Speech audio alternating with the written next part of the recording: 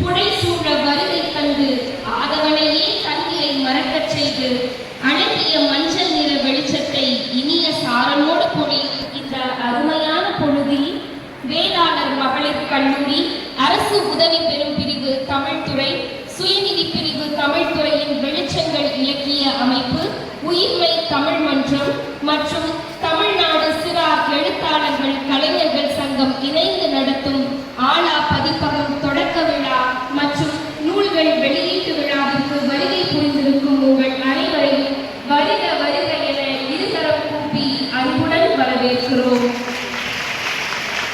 இன்றைய சிறப்பு அழைப்பாளர்கள் அனைவரும் மேற்கு வருமாறு அன்போடு அழைக்கின்றோம். திரு கணக்குறிச்சி ஐயா அவர்களையும்,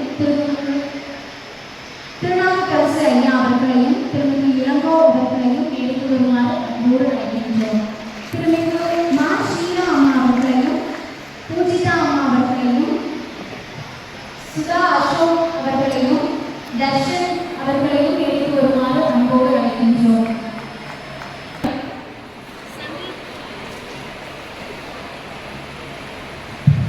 சங்கீதா பிரகாஷ் அவர்களையும், ஜீவமணி அவர்களையும் மேற்கு வருமாறு அன்போடு அழைக்கின்றோம்.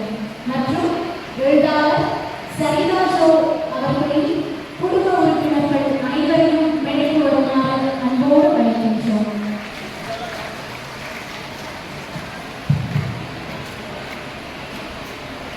திருமிகு வி.பி. ஜோதிலிங்கம் ஐயா அவர்களையும் மேற்கு வருமாறு அன்போடு அழைக்கின்றோம்.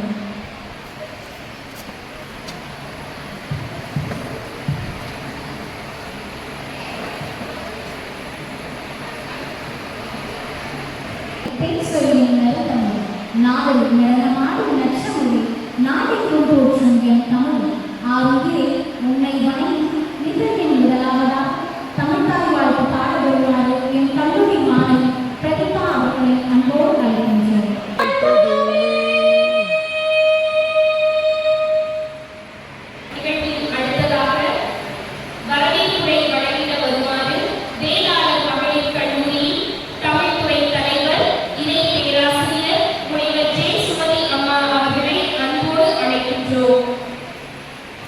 அனைவருக்கும் இனிய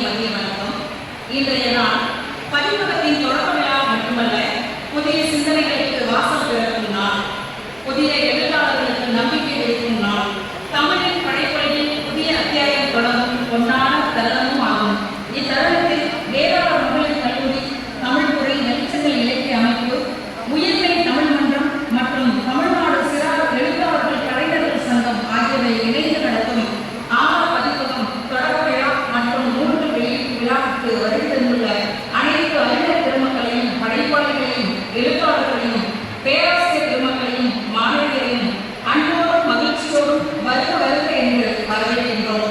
பெண்கல்வியை போற்றி எழுத்தறிவித்து அறியாமை இல்லகற்றி அறிவுரையை ஏற்றி பாரம்பரியம் பண்பாளராக விளங்கும் வேளாளர் கல்வி நிறுவனங்களின் செயலர் மற்றும் தாளாளர் திருமிகு சேத்து சந்திரசேகர் ஐயா அவர்களையும் பாரதி கண்ட புதுமை பெண்ணின் லட்சியத்தை வாழ்வில் நிறைவேற்றி எங்களுக்கு எல்லா வகையிலும் ஊக்கமளித்து வரும் வேளாளர் மகளிர் கல்லூரியின் முதல்வர் முனைவர் ரா மாதவி அம்மா அவர்களையும் வருக வருக என அன்புடன் வரவேற்கின்றோம். நம் மாவட்ட ஆட்சியர் திருமிகு ச. கந்தசாமி ஈயாப்பா அவர்கள் சிறந்த நிர்வாகம் மட்டுமல்ல, தமிழ் மொழியின் மீது தனியாக பற்று கொண்டவர். ஈரோடு மாவட்டத்தை முன்னோடி மாவட்டமாக உயர்த்தும் நோக்கில் அயராது செயல்படும் செயல் வீரர், அறிவை விரிசை என்னும் பாவேந்தரின் கூட்டிற்கிணங்க நூல் வாசிப்பில் ஆழ்ந்த ஈடுபாடு கொண்ட சிறந்த வாசகர், தனது சிந்தனைகளை வெளிப்பாடுகளாக வடிக்கும் கவிஞர், நிர்வாக பொறுப்புகளின் நடுவிலும் தமிழுக்கும் இலக்கியத்திற்கும் நேரம் கொடுக்கும் அவருடைய உயரிய பண்பை இவ்விழாவிற்கு மேலும் பெருமை சேர்க்கிறது. அத்தகைய உயர்ந்த ஆளுமையான ஈரோடு மாவட்ட ஆட்சியர் திருமிகு ச. கந்தசாமி ஈயாப்பா அவர்களை வருக வருக என நெஞ்சம் நிறைந்த மகிழ்ச்சியுடன் வரவேற்கின்றோம். இவ்விழாவில் நூல்களை வெளியிடும் போற்றுதலுக்குரிய பாபா செல்லதுரை ஐயா அவர்கள் தமிழ் இலக்கிய உலகில் தனக்கென தனி முத்திரை பதித்த சிறந்த கதை சொல்லி மக்களின் மனங்களை தொடும் படைப்பாளர், ஆழமான சிந்தனைகளை எளிய மொழியில் வெளிப்படுத்தும் எழுத்தாளர். அவருடைய கதை சொல்லும் பாங்கு ஆயிரக்கணக்கானோரின் உள்ளங்களை ஈர்த்துள்ளது. இன்றைய இவ்விழாவில் இவருடைய வருகை இந்த நிகழ்வின் பெருமையை மேலும் உயர்த்துகிறது. இத்தகைய சிறப்புமிக்க திருமிகு பாபா செல்லதுரை ஐயா அவர்களை மன மகிழ்ச்சியுடன் வருக வருக என வரவேற்கின்றோம். இவ்விழாவில் கலந்து கொண்டு சிறப்புரை வழங்கவுள்ள எழுத்தாளர் திருமிகு கணபதி ஐயா அவர்களையும், பெருமை ஊராட்சி ஒன்றிய முன்னாள் பெருந்தலைவர் திருமிகு திருநாவுக்கரசு ஐயா அவர்களையும், ஈரோடு பாரத புத்தகாலயம் திருமிகு இளங்கோ ஐயா அவர்களையும் வருக வருக என அன்புடன் வரவேற்று மகிழ்கின்றோம்.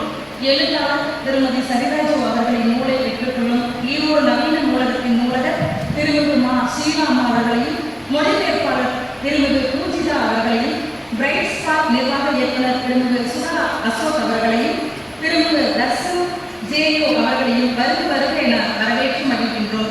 நூல் மதிப்புரை வழங்க உள்ள எழுத்தாளர் திருமிகு ரமாதேவி ரத்னசாமி அவர்களையும், கதை சொல்லி திருமிகு சங்கீதா பிரகாஷ் அவர்களையும், தமிழ்துறை உதவி பேராசிரியர் திருமிகு வி. கலையாணி அவர்களையும், எதையப்பட்டி அரசு மேல்நிலைப்பள்ளி மாணவர் திருமிகு ஜீவகணி அவர்களையும் வருக வருக என வரவேற்று மகிழ்கின்றோம்.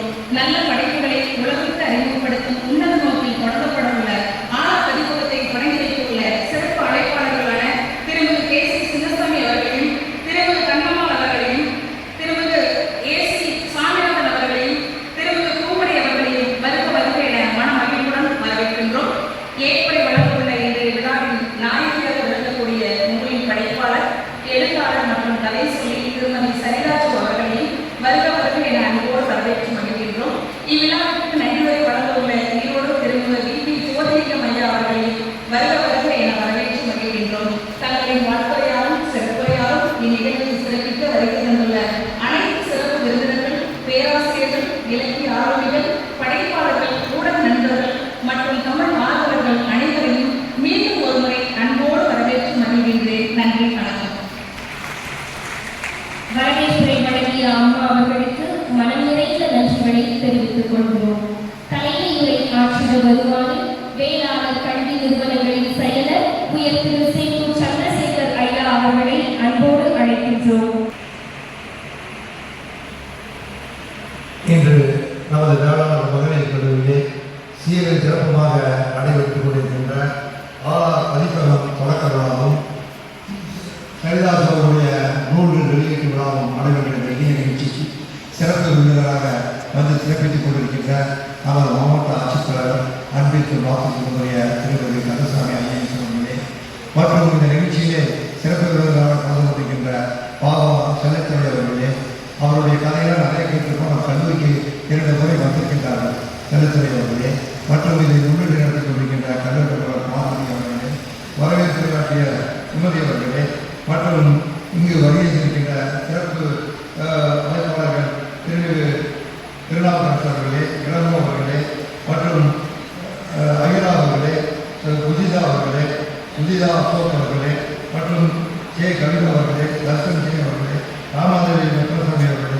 சங்கீதா பிரகாஷ் அவர்களே, கலைமணி அவர்களே, ஜீவகணி அவர்களே, ஏசி இனச்சாமி அவர்களே, கண்ணம்மா அவர்களே, ஏசி சாரநாதன் அவர்களே, பூங்குடி அவர்களே மற்றும் நன்றிகள் இருக்கிற சோதனிகம் அவர்களே மற்றும் இங்கு வருகின்ற பல்வேறு ஈரோடு சேர்ந்த முக்கிய பிரமுகர்களே, கல்லூரியுடைய பேராசிரியர்களே, கல்லூரியுடைய மாணவிகளே, அனைவருக்கும் என்னுடைய அவர்கள் வணக்கத்தை தெரிவிக்கிறேன்.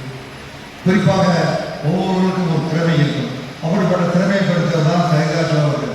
இதுவரை பல நூல் வெளியீட்டுகளால் நான் கலந்திருக்கின்றேன். அவர் தன்னுடைய திறமையால் ஒரு கிராமத்திலே பிறந்து தன்னுடைய பள்ளி படிப்பு கிராமத்து பள்ளியிலே படித்து நமது பிஎட் கல்லூரியிலே பிஎட் படித்து இன்று ஒரு சிறந்த அளவுக்கு உயர்ந்து ஒரு சிறந்த எழுத்தாளராக இருக்கிறார்கள். அவருடைய முயற்சி தான். அந்த முயற்சியை நான் பாராட்டக்கூடியது.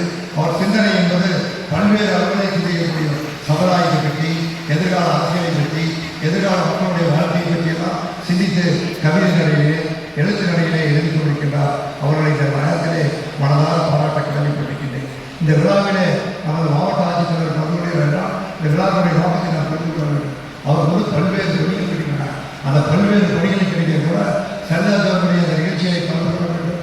அவர்களை பாராட்ட வேண்டும். அவர்களை ஊக்குவிக்க வேண்டும் என்ற இடத்தில் கொண்டிருக்கின்றார். ஏன் காரணம், இது போன்ற இளம் எழுத்தாளர்களை ஊக்குவிப்பதை அவர் முன்னோடியாக கொண்டிருக்கின்றார். நம்முடைய மாவட்ட ஆட்சித்தலைவர்களே இந்த நேரத்திலே ஒரு சில வார்த்தைகள் சொல்ல வேண்டும். நான் பல்வேறு மாவட்ட ஆட்சித்தலைவர்களோட பல்வேறு வாய்ப்புகள் அவருடன் பல்வேறு முறையிலே பார்க்கிறது வாய்ப்புகள் இருக்கின்றது. அனைவரும் சிறந்தவர்களாக இருக்கிறார்கள். ஆனால் அதிலே பல சிறந்த ஒரு ஆட்சித்தலைவர் ஈரோடு மாவட்டத்தில் இன்றைய மாவட்டத்தலைவர் ஐயா அவர்கள் மக்களுடைய பிரச்சனையை எந்த பிரச்சனையாக இருந்தாலும் உடனடியாக புரிந்து கொள்வார். உடனடியாக புரிஞ்சுக்கிட்டு உங்களுக்கு என்ன தேவையோ அதை உடனடியாக செய்து கொள்வார். நீங்கள் வந்து இன்னைக்கு வாங்க நாளைக்கு வாங்க தனியே வைக்க மாட்டார். அவருக்கு போனால் அந்த காரியம் செய்யக்கூடிய காரியமாக இருக்கும், கண்டிப்பாக செய்து கொடுப்பார். அப்படி ஒரு பண்பாடு யாருக்கிட்டையும் வந்து இன்னொரு தன்னுடைய அதிகாரத்தின் போது எல்லாரும் மக்களுக்கு தள்ளித்தான் இருப்பாங்க. அவர் அப்படியே மக்களை நோக்கி போகிறார். புத்தக திருவிழா கூட தொண்டரோட மக்களோட வந்து பார்த்துட்டு இருக்கார். நான் டெய்லி போயிட்டு இருக்கிறேன். அவருக்கு வந்து தீவிரத்தை வந்து பார்த்துட்டு இருக்கார். அந்த அளவுக்கு தன்னுடைய வாழ்க்கையை எளிமையாக மக்கள் கூட பழகக்கூடியவராக தன்னுடைய இந்த காலத்திலே ஈரோடு மாவட்டத்தை ஒரு சிறந்த மாவட்டமாக உருவாக்க வேண்டும் என்ற எண்ணத்தோடு உணர்ந்து கொண்டிருக்கின்றார். அவர்கள் விழாவில் கலந்து கொள்வது நான் கல்லூரிக்கு பெருமை, சைதாஜுவுக்கு பெருமை என்ற ஆசைப்படுகிறேன். அதே போல மாவட்ட சேரத்துறை அவர்கள் வந்து சிறந்த கலாச்சாரம் கதை சொல்லி அவர் கேட்டுக்கிட்டே இருக்கலாம். அப்படியே கதை போயிட்டே இருக்கும். அந்த கதையெல்லாம் கேட்க கேட்க நம்ம படம் சொன்னோன்னா அவருடைய எழுதுக்கே கொண்டு போயிடுவார். அப்படிப்பட்ட கலாச்சாரம் இந்த இனிய விழாக்களை கலந்து கொள்வதற்கு நமக்கு பெருமையை குறிக்கொள்வதுடன் வந்திருக்கின்ற சிறப்பு விருதுகளுடன் மேலும் ஒரு முறை மனதாக நன்றியை கூறி இந்த விழா வெற்றி பெறவாக அனைவருக்கு என மனதிருந்த வாழ்த்துக்களை கூறி எனது உரையை நிறைவு செய்கிறேன். நன்றி, வணக்கம். தலைமை உரையாற்றிய ஐயா அவர்களுக்கு பணிவான நன்றிகளை தெரிவித்துக் கொள்கிறோம். அடுத்ததாக சிறப்பு விருந்தினர்களுக்கு சிறப்பு செய்தி தருவார்கள். முதலாவதாக ஈரோடு மாவட்ட ஆட்சியர் திருமிகு சா. கந்தசாமி ஐயா அவர்களுக்கு நமது கல்லூரியின் செயலர் திருமிகு சேட்டூர் சந்திரசேகர் ஐயா அவர்களை சிறப்பு செய்து வருமாறு அன்போடு கேட்கின்றோம்.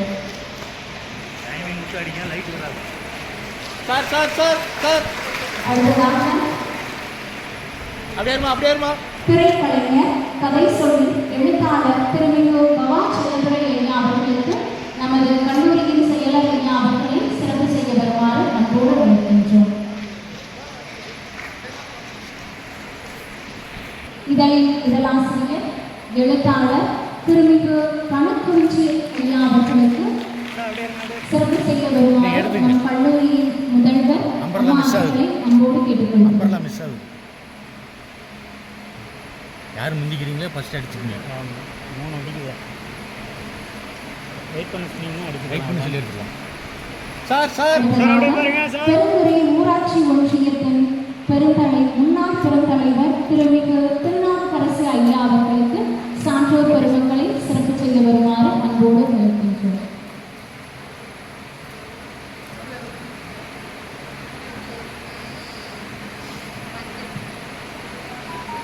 மேடம் அடுத்ததாக ஈரோடு பாரதி புத்தக ஆலயத்தின் உரிமையாளர் திருமிகு இளங்கோ ஐயா அவர்களுக்கு சிறப்பு செய்யுமாறு சான்றோர் பெருமக்களை அன்போடு கேட்டுக்கொள்கிறோம்.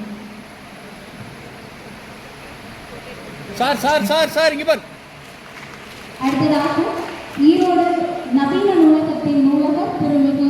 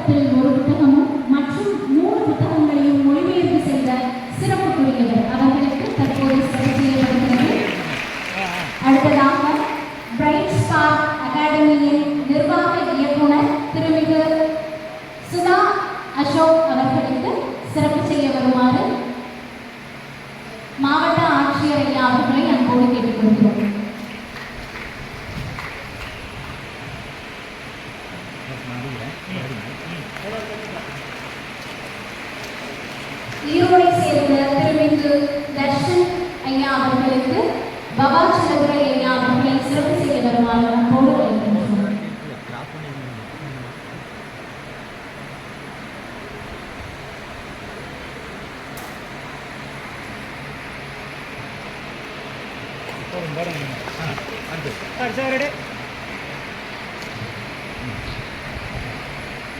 மெய்திறன் பயிற்றுனர் கதை சொல்லி திருமிகு சங்கீதா பிரகாஷ் அவர்களுக்கு சிறப்பு செய்யுமாறு சான்றோர் பெருமக்களை நம்மோடு கேட்டுக்கொள்கிறோம்.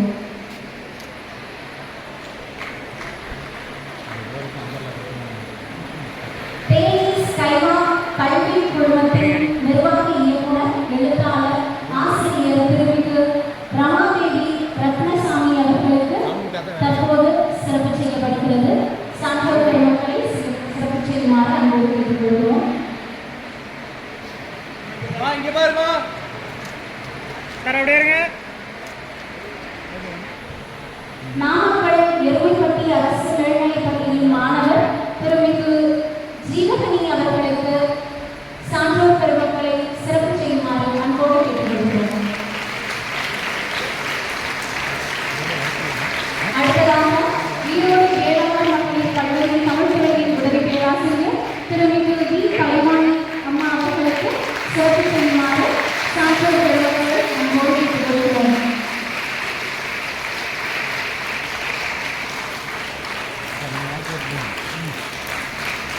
அடுத்தது ஈரோடு சக்தி ஆர் கமிஷனர்ஸின் உரிமையாளர் திருமிகு வி பி ஜோதிலிங்கம் அண்ணா அவர்களுக்கு சிறப்பு செய்யுமாறு சான்றோர் பெருமக்களை கேட்டுக்கொள்கிறோம்.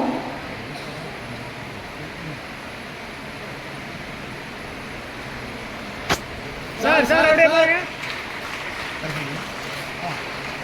அடுத்தபடியாக எழுத்தாளர், இன்றைய நாயகி திருமிகு சரிதா ஜோ அவர்களின் குடும்ப உறுப்பினர் அனைவருக்கும் சிறப்பு செய்யுமாறு சான்றோர் பெருமக்களை அன்போடு கேட்டுக்கொள்கிறோம். சரிதா ஜோ அம்மா அவர்களின் குடும்ப உறுப்பினர்களை முன்வருமாறு அன்போடு கேட்டுக்கொள்கிறோம். சரிதா ஜோ அவர்களின் தந்தையார் கே.சி. சின்னசாமி ஐயா அவர்களையும் அவரது தாயார் கண்ணம்மாள் அம்மா அவர்களையும் அன்போடு மேடைக்கு அழைக்கிறோம். அவர்களைத் தொடர்ந்து அவரது சகோதரி அவர்களையும் சகோதரியின் கணவர் கே.சி. சாமிநாதன் ஐயா அவர்களையும் அன்போடு மேடைக்கு அழைக்கிறோம்.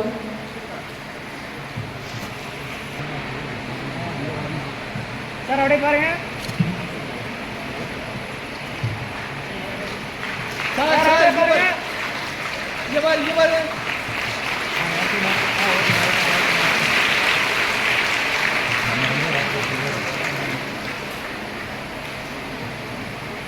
அடுத்தபடியாக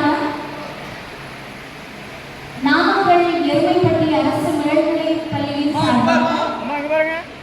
எழுத்தாளர் சரிதா ஜோ அம்மா அவர்களுக்கு தற்போது சிறப்பு செய்யப்படுகிறது.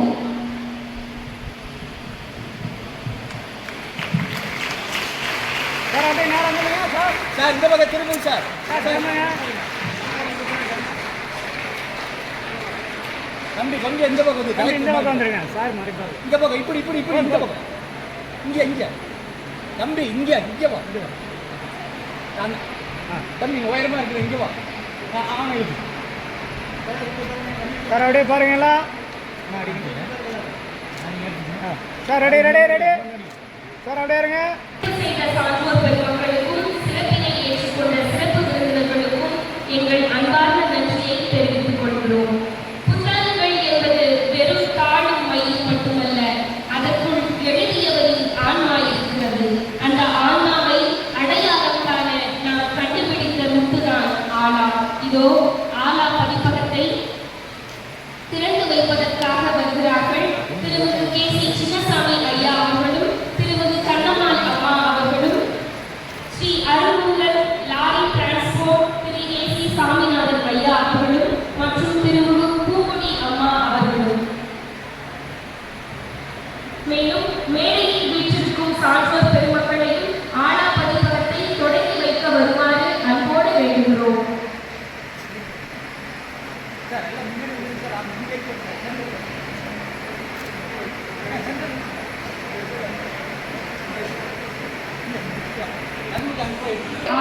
பதிப்பகம் இணையே துவங்குகிறது.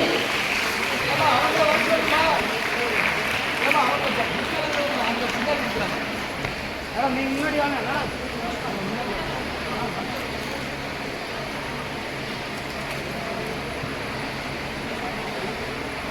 மேடம் சரிதா மேடம் தெரியலீங்க. தோழர் முன்னாடி வாங்க. தோழர் சரிதா தோழர்.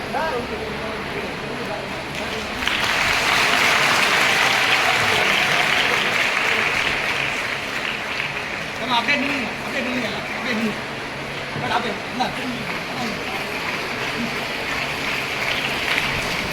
மறைக்கிறேன். கலெக்டர் மறைக்கிறேன். ஒரு நிமிஷம்.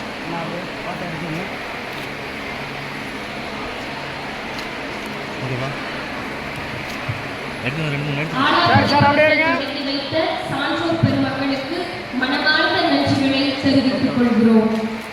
இதனைத் தொடர்ந்து எழுத்தாளர் கதை சொல்லி ஈரோடு மாவட்டத்தின் படைப்பாளி திருமிகு சரிதா ஜோ அவர்களின் கைவண்ணத்திலிருந்து 5 நூல்களை தற்போது வெளியிடப்படுகிறது. முதலாவதாக தாட்டு என்ற நூலை வெளியிட வருமாறு ஈரோடு மாவட்ட ஆட்சியர் திருமிகு சா கந்தசாமி ஐயா அவர்களை அன்போடு அழைக்கின்றோம். அந்த நூலை பெற்றுக்கொள்ள வருமாறு ஈரோடு நவீன நூலகத்தின் நூலகர் திருமிகு மா ஷீலா அம்மா அவர்களை அன்போடு அழைக்கின்றோம். மேடம் நீங்க வாங்க. டிவியே வரமாட்டீங்க. எடுத்து பார்த்துட்டு நீங்க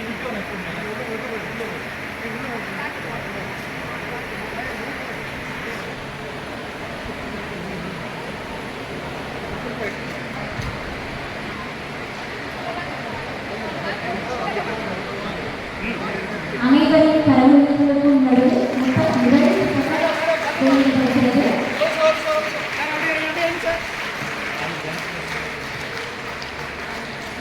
இதனைத் தொடர்ந்து The Lost Books of the Magical World என்ற நூலினை வெளியிட வருமாறு திரைக்கலைஞர் கதை சொல்லி எழுத்தாளர் திருமிகு பவா செல்லதுரை ஐயா அவர்களை அன்போடு அழைக்கின்றோம். இந்த நூலினை பெற்றுக்கொள்ள வருமாறு தேனி ஆர்கிடெக்ட்ஸ் அண்ட் இண்டஸ்ட்ரியல்ஸின் இணை நிறுவனர் மொழிபெயர்ப்பாளர் திருமிகு பூஷிதா அம்மா அவர்களை அன்போடு அழைக்கின்றோம்.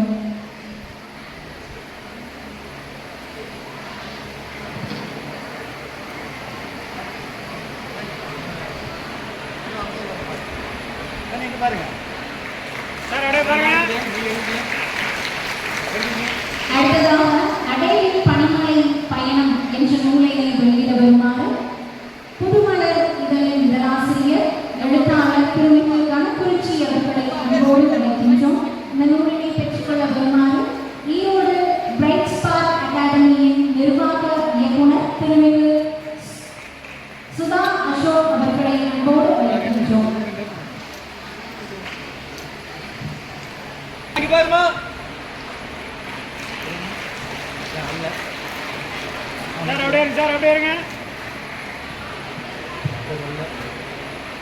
அடுத்ததாக அறிவோம் ஆளுமை என்ற புத்தகத்தை வெளியிட வருமாறு பெருந்துறை ஊராட்சி ஒன்றியம் முன்னாள் பெருந்தலைவர் திருநாவுக்கரசு ஐயா அவர்களை அன்போடு அழைக்கிறோம். அப்புத்தகத்தை பெற்றுக்கொள்ள வருமாறு தமிழ்துறை தலைவர் சுமதி அம்மா அவர்களை அன்போடு அழைக்கின்றோம்.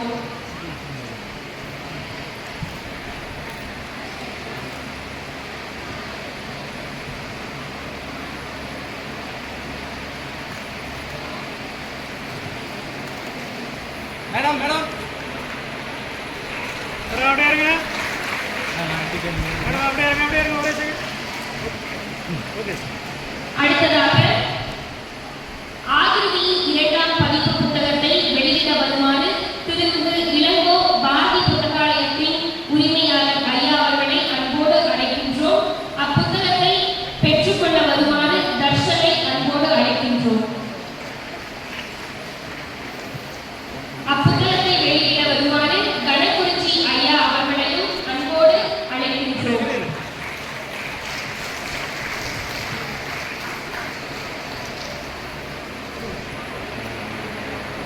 சார் அப்படியே இருங்க.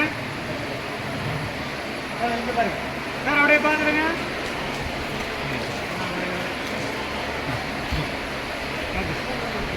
நூல்களை வெளியிட்டு சிறப்பு செய்த சான்றோர் பெருமக்கள்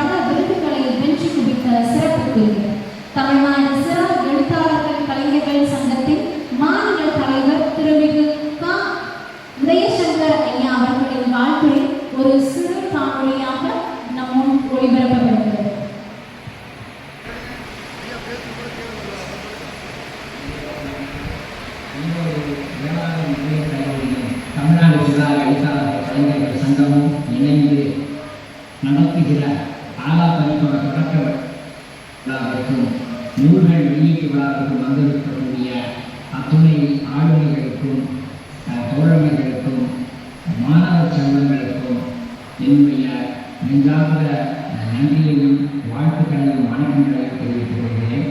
என் அன்பிற்குரிய பவா இந்த நிகழ்வில் கலந்து கொண்டிருப்பது மிகச் சிறப்பு. நானே கலந்து கொண்டிருப்பதை போன்ற ஒரு உணர்வை நான் உணர்கிறேன். உண்மையில் இந்த ஆலா பதிப்பகத்தினுடைய தொடக்க விழா, இந்த நூல் வெளியீட்டு விழா என்பது மிகுந்த முக்கியத்துவம் வாய்ந்தது என்று கருதுகிறேன். ஏனெனில் திருமிகு சரிதாஜோ அவர்கள் ஒரு கதை சொல்லியாக எனக்கு அறிமுகமான பிறகு அவர் மற்றவர்கள் கதைகளை மிக அற்புதமாக சொல்லி ஆயிரக்கணக்கான மேடைகளில் ஆயிரக்கணக்கான லட்சக்கணக்கான குழந்தைகள் முன்னால் கதைகளை சொல்லி அந்த குழந்தைகளை மகிழ்வித்துக் கொண்டிருந்தார். அந்த இடத்தில் இருந்து அடுத்த கட்டமாக அவருடைய கதைகளை அவர் எழுதத் தொடங்கினார் என்பது ஒரு மிகப்பெரிய பாய்ச்சலாக கருதுகிறேன். ஏராளமான கதை சொல்லிகள் இருக்கிறார்கள். ஆனால் எல்லோரும் இலக்கியத்தை எழுதுவதற்கு உதவுவதில்லை. அப்படி எழுதுவதற்கான அந்த இடத்தை நோக்கி அவர் வருவதற்கு மிக முக்கியமான காரணம் அவருடைய தீவிரமான வாசிப்பு என்று நான் கருதுகிறேன். அவர் அத்தகைய தீவிரமான வாசிப்பு தான் அவரை எழுத்து களத்திற்குள் கொண்டு வந்து நிறுத்தியது. அந்த இடத்தில் அவர் கடுமையான உழைப்பை செலுத்தியதால் தான் மிக குறைந்த காலத்தில் கிட்டத்தட்ட 25 புத்தகங்களை எழுதி வெளியிட்டு அதற்கு ஒரு 20 விருதுகளையும் பெறுவது என்பது சாதாரணமானதில்லை. ஒரு அசாதாரணமான ஒரு சவால். அந்த சவாலை அவர் எதிர்கொண்டு வெற்றி பெற்றிருக்கிறார் என்று சொல்லலாம். அத்தகைய அதிலும் கூட குறிப்பாக கடந்த ஆண்டு பால சாகித்ய புரஸ்கார் விருதினுடைய குறும்பட்டியலில் ஐயா அவர்களின் வாழ்க்கைக்கு மனமார்ந்த நன்றிகளை தெரிவித்துக் கொள்கிறோம். அடுத்தபடியாக நம்முடைய சிறந்த நண்பன் புத்தகங்களே என்பதை நன்கு உணர்ந்தவர். தமிழ் மொழியின் மீது தனியாக பற்று கொண்டவர். புத்தக வாசிப்பில் அலாதி பிரியம் கொண்ட நமது இன்றைய சிறப்பு விருந்தினர் நம் ஈரோடு மாவட்ட ஆட்சியர் திருமிகு சா. கந்தசாமி ஐயா அவர்களை சிறப்புரை வழங்கிட வருமாறு அன்போடு அழைக்கின்றோம். அனைவருக்கும் முதலில் எனது பொதுவான மாலை வணக்கத்தை தெரிவித்துக் கொள்கிறேன். வேளாண்மையுடைய தாராளர்களே, இந்த நிகழ்வில் சிறப்பு விளங்க வந்திருக்கின்ற எழுத்தாளர் பவா செலுத்துகிறவர்களே, இந்த நூல்களை வெளியிட்டிருக்கின்ற எழுத்தாளர் சரியா கோ அவர்களே, மேடையில் ஒருத்தர் பேரை சொல்ல நேரம் கருதி நேரடியாக நான் பேச்சு போயிடுறேன். உண்மையிலே எனக்கு மிகுந்த மகிழ்ச்சியாக இருக்கிறது. ஒரு புதிய பதிப்பகத்தை ஒரு எழுத்தாளராக, ஒரு கதையை சொல்லியாக, பல்வேறு பரிணாமங்களை கொண்டிருந்த சிறிதாஜோ அவர்களுக்கு பதிப்பாளராக தன்னுடைய வாழ்க்கையில் புதிய தடம் வருகிற ஒரு நிகழ்வுகளை கடந்து கொண்ட மிகுந்த மகிழ்ச்சி அடைகிறேன். ஏற்கனவே எனக்கு தெரிந்து அவர் எஸ். ராமகிருஷ்ணன் தன்னுடைய படைப்புகளுக்கு மட்டுமே தேசாந்திரி அப்படின்னு ஒரு பதிப்பகத்தை இப்போது அனுப்பியிருக்கிறார். அதே போல் எழுத்தாளர் ஜெயமோகன் விஷ்ணுபுரம் அப்படிங்கிற அமைப்பின் மூலமாக தன்னுடைய நூல்களை பதிப்பித்து வருகிறார். ஐயா பவா அவர்களையும் வம்சி பதிப்பகம் மூலமாக பல்வேறு நூல்களை பதிப்பித்து வருகிறார்கள்.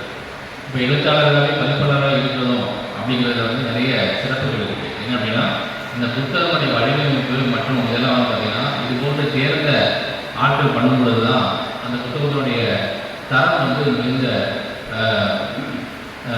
கலைநயத்தோடு அந்த புத்தகம் வெளியிடப்படும்.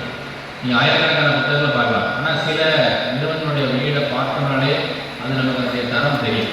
அந்த புத்தகத்தை எடுத்து வாசிக்கணும்னு தோணும். அதனுடைய அட்டை வடிவமைப்பாகட்டும், அல்லது அந்த கட்டுமானமாகட்டும், அல்லது அந்த உள்ளே அவங்க சொல்லக்கூடிய என்ன இந்த புத்தகத்தினுடைய இந்த நிறுவனத்தினுடைய புத்தகம் அப்படின்னா அந்த நிறுவனம் உயர்ந்த தரமான நூல்கள் தான் வெளியிடுவாங்க அப்படிங்கிற அளவுக்கு சில நிறுவனங்கள் தங்களுடைய தரத்தை அந்த நிலையிலுக்கு வச்சுருக்காங்க. அதுபோன்ற ஒரு சிறந்த நிறுவனமாக இந்த 6ஆம் பதிப்பகம் வந்து உயர வேண்டும் என்ற என்னுடைய வாழ்த்துக்களை முதலில் தெரிவித்துக் கொள்கிறேன். 2 விஷயம். ஒன்று வந்து எனக்கு வந்து பரிசாக கொடுத்த புத்தகம் கடந்த 20 நூற்றாண்டுகளில் நெல்லை சீமையில் சிறுகதைகள் அப்படின்ட்டு நான் நெல்லை சீமையில் பிறந்தவர்கள் அந்த புத்தகத்தை வாங்கும்போது பெரும் மகிழ்ச்சி அடைந்தேன். இன்னொரு வருத்தமான விஷயம் அப்படின்னா நான் பேசுகிற உடனே கிளம்ப வேண்டிய இருக்குது, அங்கே எனக்கு மீட்டிங் இருக்குது. ஐயோ பாபாவோடைய பேச வந்து நேரடியாக கேட்க முடியல அப்படிங்கிறது தான். ஆனாலும் பரவாயில்ல, நான் வந்து யூடியூப்பில் வீடியோ வந்து கண்டிப்பாக கேட்டுருவேன். இந்த நிகழ்வு வந்து 1-2 விஷயங்கள் நான் சொல்ல விரும்புகிறேன். என்ன அப்படின்னா, பொதுவாக நம்ம எல்லாருமே என்ன நினைச்சிடும் அப்படின்னா, ஒரு அரசு வேலைக்கு போயிட்டா இல்லை ஏதோ ஒரு தனியார் வேலைக்கு போயிட்டா கூட அதோட படிப்பை நிப்பாட்டிருக்கணும் அப்படின்னு ஒரு எண்ணம். அதே போல் ஆண்களுக்கும் பெண்களுக்கும் திருமணம் ஆயிடுச்சுன்னா அதுக்கப்புறம் வாசிக்க வேண்டியதில்லை அப்படிங்கிற ஒரு எண்ணம். இப்போ என்னை பொறுத்த மட்டும் வந்து நான் வந்து 95ஆம் ஆண்டு அரசு பணிக்கு வந்தேன். அப்போ வந்து நான் வந்து டிகிரி ஹோல்டர் இல்லை, நான் வந்து டிப்ளமோ முடிச்சுட்டு தான் வேலைக்கு வந்தேன். அப்போ வந்து நான் கண்டிப்பாக டிகிரி எடுக்கணும் அப்படிங்கிறதுக்காக நான் கரஸ்பாண்டன்ட் கோர்ஸில் டிகிரிலாம் படித்து BSc computer science, MA Tamil literature, MA public administration, MPhil எல்லாமே கரஸ்பாண்டன்ட் கோர்ஸில் படிச்சுட்டு எப்போ நான் வந்து இனிமேல் நமக்கு வந்து டிகிரி அப்படிங்கிறது அடிஷனலாக தேவையில்லை நினைக்கிறோம், அதுக்கப்புறம் தான் உண்மையாக நிறைய புத்தகங்கள் வாசிக்க ஆரம்பித்தேன். அதே போல் நம்முடைய சரிதஞ்சோ நிறைய பேர் என்ன சொல்லியிருக்காங்க, அவர்கள் வந்து தன்னுடைய மேற்படிப்பு தொடர முடியல, அதுக்கப்புறம் வந்து திருமணம் ஆனதுக்கப்புறம் என்னுடைய கணவர் தான் படிக்க வச்சார் அப்படின்னு சொல்லிட்டு அந்த வகையில் வந்து அவங்க பெற்றோரை வந்து பெரும்பாலும் வந்து அவங்க குற்றம் சொல்லி தான் சொல்லுவாங்க, என்னை படிக்க விடாமல் பண்ணிட்டாங்க. அவங்க 2 பேரும் கேட்டெல்லாம் இருக்கிறாங்க. நான் வந்து அவங்க பெற்றோர் வைக்கும்போது வாழ்த்துறேன். ஏன் அப்படின்னா, அன்றைக்கு நீங்கள் ஏதோ ஒரு டிகிரி அனுப்பியிருந்தீங்கன்னா அந்த அம்மா வந்து ஒரு டீச்சராகவோ இல்லைன்னா ஒரு ஜூனியர் அசிஸ்டண்டாகவோ ஒரு சாதாரண குடும்ப தலைவியாக இருந்திருப்பாங்க. அன்றைக்கி நீங்கள் படிக்க அனுப்பாதனால இன்றைக்கு வந்து மேலும் மேலும் படித்து இத்தனை புத்தகத்திலே எழுதி அவருடைய கணவருடைய முயற்சியால் இன்றைக்கி வந்து ஒரு பெரிய எழுத்தாளராக நம்முடைய மாவட்டத்திற்கு பெருமை இருக்கக்கூடிய எழுத்தாளராக உருவாகியிருக்காங்க. 2வது எழுத்தாளர்களோட அந்த கதை சொல்லி அப்படிங்கிற பாத்திரம் வந்து எனக்கு ரொம்ப பிடிக்கும். ஐயா பாபா அவங்க கதை சொல்லும்போதெல்லாம் பார்த்தீங்கன்னா இப்போ இத்தனை விஷயங்களை அவர் சொன்னதுக்கப்புறம் நிறைய புத்தகங்கள் நான் வந்து வாங்கி படிக்கிறேன். அப்போது இந்த கதை சொல்லிக்கிற பாத்திரம் நேரடியாக ஒரு காலத்தில் நம்ம வந்து எப்படி நாடகம் வந்து மக்களோட நெருங்கிய ஒரு தொடர்பு இருந்தோ அதே போல் வந்து இந்த கதை சொல்லிக்கிற பாத்திரம் ரொம்ப முக்கியமானது. அதை நீங்கள் எத்தனை நூல்கள் எழுதினாலும் பதிப்பித்தாலும் அந்த பாத்திரத்தை நீங்கள் வந்து தொடர்ந்து செய்யணும்னு நான் கேட்டுக்கிறேன். அதுதான் மாணவர்களை வந்து ஊக்குவிக்கக்கூடியது, அவரோட உணர்வோடு ஒன்றி வந்து அவரோட வந்து மேலும் உயர்வதற்கான வழியை கொடுக்கும் அப்படின்னு நான் வந்து கேட்டுக்கொள்கிறேன். அதே போல் வந்து 2 புத்தகங்களை எனக்கு நேற்று கொடுத்தாங்க. நேற்று புத்தகத்தை படிக்காமல் போகக்கூடாது அப்படிங்கிற 2 புத்தகத்தை புரட்டி பார்த்தேன். உண்மையிலே வந்து 2 புத்தகங்களும் வந்து மிக அருமையான ஆவணங்களாக படைக்கப்பட்டிருக்கின்றன. ஒன்று வந்து அறிவும் ஆளுமை அப்படிங்கிற தலைப்பில் ஒரு 12 முக்கியமான ஆளுமைகளை குறித்து மிக எளிய வழியில் அவங்க வந்து அந்த புத்தகத்தை ரொம்ப அருமையாக சொல்கிறாங்க. என்ன சொல்கிறாங்க அப்படின்னா, இந்த புத்தகம் அந்த அறிஞர்களை குறித்து முழுவதுமாக எடுத்து கொடுக்காது, ஆனால் முதல்ல வந்து ஒரு சாம்பிள் மாதிரி நம்ம சினிமாவுக்கு ட்ரையல் வரும் இல்லையா, அதுபோல அந்த அறிஞர்களை மாணவர்களுக்கு அறிமுகப்படுத்தும் வகையில் மிக எளிய நிலையில் ஒரு உரையாடல்களில் அவர்களை குறித்த முக்கியமான செய்திகளை சொல்வதன் மூலமாக அவர்களை குறித்து மேலும் தெரிந்து கொள்வதற்கான ஆர்வத்தை தூண்டும் விதமாக இந்த புத்தகம் படைக்கப்பட்டிருக்கிறது. பொதுவாகவே எனக்கு வந்து இந்த புத்தகம் படிக்கும்போது பார்த்தீங்கன்னா கண்டினியூஸாக படிக்கும்போது இடையில வந்து படம் வந்துச்சுன்னா அது ஒரு அந்த வாசிப்பை வந்து இன்னும் கொஞ்சம் இம்ப்ரூவ் பண்ணி கொடுக்கும். அந்த மாதிரி வந்து இந்த புத்தகத்தில் வந்து மிக அரிதான புகைப்படங்களை வந்து படங்களாக வந்து அவங்க கொடுத்துட்டு வந்து உண்மையிலே அந்த புத்தகத்தை வாசிக்கும் பொழுது அந்த வாசிப்பு அனுபவத்தை வந்து ஒரு மகிழ்ச்சியான அனுபவமாக மாற்றி கொடுக்கிறது. அதே போல் வந்து நான் சொன்ன மாதிரி இந்த புத்தகம் நேர்த்தியாக தயாரிக்கப்படுறது மட்டும் இல்லை, அதில் சொல்லக்கூடிய ஆளுமைகளை பற்றி கொடுத்தா 2 ஆளுமையை மட்டும் நான் குறிப்பிட விரும்புகிறேன். அதில் எல்லாருக்குமே தெரிஞ்ச காந்தியில் ஆரம்பித்து மார்க்ஸில் ஆரம்பித்து நிறைய பேர் சொல்லியிருக்காங்க. எனக்கு வந்து இன்னும் ஆச்சரியம் என்னன்னா, நான் வந்து ஏற்கனவே வந்து கோயம்புத்தூரில் இருக்கிற அந்த sugar cane research breeding institute நான் 2-3 தடவை போயிருக்கேன். நான் வந்து சுகர் மில்லில் எம்டியாக இருக்கும்போது. ஆனால் அங்கே அந்த இன்ஸ்டியூட்டில் பணியாற்றிய ஜானகி அம்மாள் அப்படிங்கிற ஒரு விஞ்ஞானியை பற்றி இவங்க மிக அருமையான ஒரு செய்தியை வந்து கொடுத்துருக்காங்க. உலகம் பூரா மிக பெயர் பெற்ற ஒரு இந்திய விஞ்ஞானியை வந்து அவங்க நமக்கு இங்கே அடையாளம் கட்டிருக்காங்க. அதே போல் வந்து கிரேட்டா தன்பர்க் அப்படிங்கிற ஒரு பெண் காலநிலை மாற்றம் குறித்து உலகத்தையே திரும்பி பார்க்க வைத்த ஒரு பெண்ணை குறித்த ஒரு அறிமுகம் வந்து மிக சிறப்பாக செய்யப்பட்டிருக்கிறது. அதே போல் எனக்கு வந்து எப்போவுமே மனதிற்கு பிடித்த ஒரு வரலாற்று நாயகன் அப்படின்னு சொன்னால் நம்ம சேகர்ராஜ் சொல்லலாம். நான் வந்து டிஎன்பிஎஸ்சி குரூப் ஒன்று படிச்சுட்டு இருக்கேன். அப்போ எங்கள் நண்பர்கள் வந்து எப்பவுமே காலையில் வந்து உட்காந்து ஈவினிங் வரைக்கும் நாங்கள் வந்து லீவ் கூட படிச்சுட்டு இருப்போம். அந்த நேரத்தில் கூட எனக்கு வந்து இந்த பொதுவான விஷயங்களை படிக்கிறதுக்கு வந்து ஆர்வம். இந்த அகாடமிக்காக படிக்கிறதுனா கொஞ்சம் எனக்கு வந்து கொஞ்சம் வேப்பாங்க, எல்லாரும் படி எனக்கும் பிடிக்காது. அப்போ ஒரு நாள் வந்து நான் லைப்ரரிக்கு போயிட்டு அந்த சேவையை வந்து மோட்டார் சைக்கிள் டைரி குறிப்பு வந்து எனக்கு கிடைச்சிச்சு. அந்த புத்தகம் அது முன்னாள் டைரி குறிப்பு தான் கிடைச்சிச்சுன்னு சொல்லிட்டு நாங்கள் வந்து அங்கே வச்சோடனே என் கூட உட்காந்து படிக்கிற அந்த குரூப் ஒன்று படிக்க போகிறோம். நீ எங்களுக்கு விருப்பத்திற்குனே நீ படிக்கிற, நாங்களாம் கஷ்டப்பட்டு வந்து சப்ஜெக்ட் படிச்சுட்டு இருக்கோம், நீ மட்டும் எப்பா இதெல்லாம் ரொம்ப ரேங்க் இருக்குப்பா, இதை வந்து படிக்கணும் அப்படின்னு. ஆனால் நல்லா யோசிச்சு பாருங்க, அந்த மாதிரி ஒரு புத்தகத்தை தேடி படிக்கக்கூடிய பழக்கத்தை நீங்கள் கொண்டு வந்தீங்கன்னா கண்டிப்பாக வாழ்க்கையில் வந்து நீங்கள் எந்த துறைக்கு போனாலும் சரி அந்த துறையில் வந்து சிறந்து விளங்குவதற்கு இந்த புத்தகங்கள் கண்டிப்பாக உங்களுக்கு துணை நிற்கும் என்ற செய்தியை வந்து நான் வந்து இங்கே பதிவு செய்திருக்கிறேன். அடுத்ததாக டாட்டோ அப்படிங்கிற ஒரு புத்தகம். அந்த புத்தகம் வந்து நான் முழுமையாக படிக்கல. அந்த புத்தகத்தினுடைய கருப்பொருளை வந்து நான் வந்து எப்படி உருவாக்கிறேன் அப்படின்னு சொன்னால், இன்றைக்கு சமூகத்தில் நிறைய பேர் வந்து என்ன நினைக்கிறோம் அப்படின்னு சொன்னால், நமக்கு வந்து உடலுக்கு மட்டும்தான் நோய் வரும் அப்படின்னு நினைக்கிறோம். நம்ம உடலும் மனமும் 2 சரி பாதி. 50% உடல் பற்றி நாம் உடலாக வாழ்கிறோம்னா 50% மனமாக வாழ்கிறோம். ஆனால் உடல் நோய் பொறுத்தமட்டில் உடலில் ஒரு நோய் வந்துச்சுன்னா பல் வலிக்குது, கை வலிக்குது, கால் வலிக்குதுன்னா உடனே மருத்துவத்தை போய் பார்க்கக்கூடிய ஒரு பழக்கம் நம்மகிட்ட இருக்குது. ஆனால் மனதில் ஒரு குழப்பம் இருக்குதுன்னா அதற்கு ஒரு தீர்வை தேடி யாரையாவது ஆலோசனை பார்க்கணும் நம்ம நாட்டில் உடனே வந்து ஒரு மெண்டல் பைத்தியம்னு சொல்லிடுவாங்க. ஆனால் அப்படி செய்யாததுனால பல்வேறு குழப்பங்களை வந்து தன்னுடைய வாழ்க்கையில் வந்து நிறைய பேர் வந்து வந்துருக்காங்க. நம்ம சமூகத்தில் வந்து அது போன்ற ஆலோசனைகள் இப்போ தான் வர ஆரம்பிச்சிருக்கு. பள்ளிக்கூடத்தில் வந்து கவுன்சில் வச்சுருக்கோம். அதுக்கப்புறம் வந்து கவுன்சிலிங், அவங்க சைக்காலஜிஸ்ட் வந்து கவுன்சிலிங் கொடுக்குறாங்க. ஆனால் அது வந்து ஒரு அவங்க மேற்கத்திய நாடுகளில் வந்து அது ஒரு சிறந்த தொழில். அந்த தொழில் மட்டும் தொழில்முறையாக மட்டும் செய்யாமல் அது அவர்களுக்கான அந்த ஒரு ஆதரவை கொடுக்கக்கூடிய ஒரு விஷயமாகவும் வைக்கிறாங்க.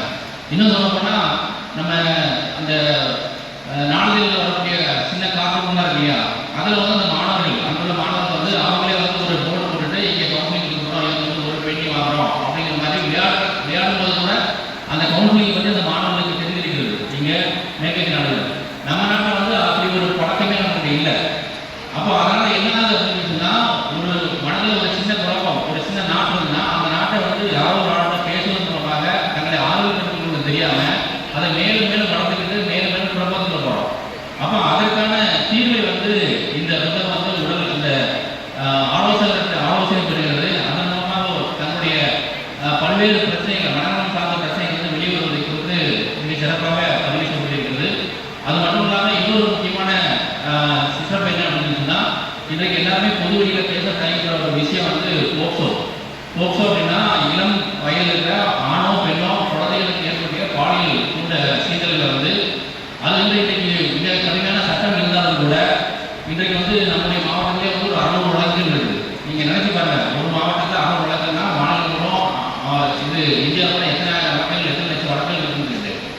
அப்போது அந்த வழக்குகள் குறித்து கூட மாணவர்களுக்கு வந்து இப்படி ஒரு சட்டம் இருக்கிற விஷயம் தெரியறதில்லை. நம்ம வந்து யாராவது பாலியல் ரீதியாக துன்புறுத்தினா அதை குறித்து நம்ம வந்து ஒரு கம்ப்ளைண்ட் பண்ணணும், அதை வந்து அதற்கான ஒரு தீர்வு கிடைக்கும் அப்படிங்கிற விஷயத்தை வந்து மிக தெளிவாக இந்த புத்தகத்தின் மூலமாக அவங்க வெளிப்படுத்திருக்கிறாங்க.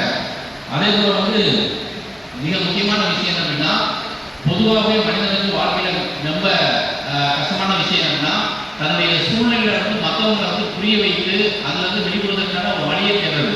இதில் வந்து மிக சிறப்பாக அந்த குழந்தை வந்து தன்னுடைய சூழ்நிலை வந்து பெற்றோர்கிட்ட சொல்லி அப்புறம் வந்து அதை வந்து ஒரு வழக்கு கொண்டு அந்த பொண்ணுக்கு கேட்டு வந்து அந்த பாதிக்கப்பட்ட பெண் வந்து வெற்றி பெறுறாங்க அல்லது அந்த குற்றம் இழைத்தவர்கள் வந்து தண்டனை வாங்கிக்கிறாங்க அப்படிங்கிற ஒரு பாசிட்டிவ் மெசேஜ் வந்து இந்த புத்தகத்தில் கொடுத்துருக்காங்க. அதே போல் வந்து இன்றைக்கு அந்த ஒவ்வொரு புத்தகமும் வந்து சொல்லக்கூடிய செய்தியில் வந்து மிக தேர்ந்தெடுத்த விஷயங்களை வந்து இந்த பதிப்பத்தின் மூலமாக அவங்க கொண்டு வர முயற்சி பண்ணுறதை அவருடைய புதிய பரிமாணத்தை நான் வந்து தொடர்ந்து வாழ்த்துகிறேன். அதே போல் வந்து இங்கே இருக்கிற மாணவர்கள் ஒவ்வொருத்தரும் வந்து பார்த்தீங்கன்னா ஒவ்வொரு வகையான குடும்பத்திலிருந்து பின்னணியிலிருந்து ஒரு வாழ்க்கை பின்னணியிலிருந்து நிலச்சூழலிருந்து வந்துடும். அப்போ நம்மளை குறித்த விஷயங்களை வந்து எப்படி இப்படி கதைகளாக மாற்றுவது, எப்படி அதை கட்டுரைகளாக மாற்றுவது அப்படிங்கிற விஷயத்தை வந்து இந்த புத்தகங்களை படிப்பதன் மூலமாக மாணவர்கள் புரிந்து கொள்ள வேண்டும். நிறைய விஷயங்கள் பார்த்தீங்கன்னா நாம் இதை கௌரியில் பேசாதனால அது ஏதோ இயல்பானது போல அப்படிங்கிற ஒரு எண்ணம் வந்து மனதில் வந்திருந்தது. இல்லை குற்றம்னா குற்றம் தான், அதை வந்து நாம் வந்து வெளிக்கொண்டு வரணும்னா அதற்கான தண்டனை கிடைக்கும் அப்படிங்கிற எண்ணம் வந்து வந்தாலே பெரும்பான்மையான குற்றங்கள் வந்து தவிர்க்கப்பட வேண்டும். அதற்கு மாணவர்கள் வந்து இது போன்ற நல்ல புத்தகங்களை தேடி படிக்க வேண்டும் என்ற செய்தியை சொல்லி இந்த அருமையான வாய்ப்பிற்கு நன்றி கூறி விடைபெறுகிறேன். நன்றி, வணக்கம். அனுபவங்களை கொண்டு புத்தகத்திற்கு விமர்சனம் கண்டு மாணவர்களை சிந்திக்க வைத்து சிறப்புரையாற்றிய ஐயா அவர்களுக்கு எங்களது மனமார்ந்த நன்றிகளை மகளோடு தெரிவித்துக் கொள்கின்றோம். அடுத்தபடியாக நூல் விமர்சனத்திற்கான நேரம். முதலாவதாக ஈரோடு வேளாண் மகளிர் கல்லூரியின் தமிழ்துறை உதவி பேராசிரியர் திருவிதி கலைவாணி அம்மா அவர்களை நூல் மதிப்புரை வழங்க வருமாறு அன்போடு அழைக்கின்றோம். தமிழனுக்கு முதல் வணக்கம், அவையோருக்கு மறு வணக்கம். எனக்கு கொடுக்கப்பட்ட புத்தகம் அடையின் பனிமலை பயணம். அந்த புத்தகம் பார்த்துருப்பீங்க, அழைப்புதல்ல ரொம்ப பார்க்கறதுக்கு ரொம்ப அழகா இருக்கு. ஒரு பனிக்காடு மாதிரி தெரியாது பார்க்கறதுக்கு. ஒரு பெண் குயின் அழகா நடந்து வருது. இது உங்களுக்கு அழைப்புதல்ல தெரியும்னு நினைக்கிறேன். முதல்ல வந்து 3 சிறுகதைகள் தான் அக்கா கொடுத்துருக்காங்க. இதுல அடையின் பனிமலை பயணம், ஏன் இப்படி செய்வீர்கள் அம்மா, ஆடையும் கேள்விகள் அப்படின்னு சொல்லி 3 கதைகள் மட்டும்தான் இருக்கு. அது வெறுமனே கதை அப்படின்னு சொல்ல முடியாது. ஏதோ ஒரு குழந்தைகளுடைய உலகம் அப்படின்னு சொன்னோம்னாலே பறவைகளும் விலங்குகளும் இயற்கையும் நிறைந்த ஒரு அலாதியான உலகம் தான் குழந்தைகளுடைய உலகம். அந்த உலகத்துக்கு நீங்களும் பயணிக்கணும்னா இந்த புத்தகத்தை வாசிங்க, அடையும் பனிமலை பயணம். யாரெல்லாம் உங்க அம்மாவை மிஸ் பண்றீங்களோ அவங்க எல்லாரும் இந்த புத்தகத்தை நீங்க நிச்சயமா வாசிங்க. ஒரு புத்தகம் அப்படின்னா ஒரே அமர்வுல வாசித்து முடித்ததாக இருக்க வேண்டும். அது ஒற்றை உணர்வை, அதாவது ஒரு தாக்கத்தை ஏற்படுத்தக்கூடியதாக